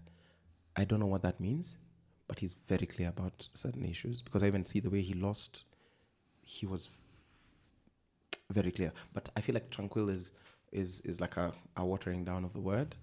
But he's zen almost. Yes, he's zen right now. He's at a point where it's like there's no noise. He knows how to silence the noise. But he's a warrior. He's had quite the run. I've not seen anyone who's had a run. We might say whatever it is that you might say. You might differ with him on tact on certain things. But he's fought. Ladies and gentlemen, Kasmuel Mcoure, what a legendary episode. I've had such a good time, man. I love conversations. I love getting to know someone real time. Yeah. I may have had my preconceived notions. I'm a very objective person, so I always believe in first meeting the person. Right. And a lot of my convictions are completely changed for the better. Like, you're a solid guy. Right. I really appreciate you coming to this platform. Keep doing your thing, man. Asante. As are you, man. I think the thing that made me even know I'm really a solid guy is the day the first time you called. I think you left me a voicemail. I was like, yeah. I mean, it's just like, listen, this is what it is. This is what the kind of information we had. This is what we saw. And I think that phone call helped me contextualize things. Because I was like, no, it's not happening to you. It's happening for you. There could be opportunities for you to go and prove otherwise. So, man, thank you. What a pleasure. So man. grateful. What The a pleasure is pleasure. all mine. What a pleasure. Thank you. To me, what a bill. No, it's okay. Liter 50. It's on the house. Thank Every time with Eric Kasmuel. What a legendary episode. If you haven't subscribed till now, come on, guys. What's up? Subscribe. Subscribe, man. Yes. Kasmuel, it's a wrap. Thank you. Every Thank time you, with Eric. Eric.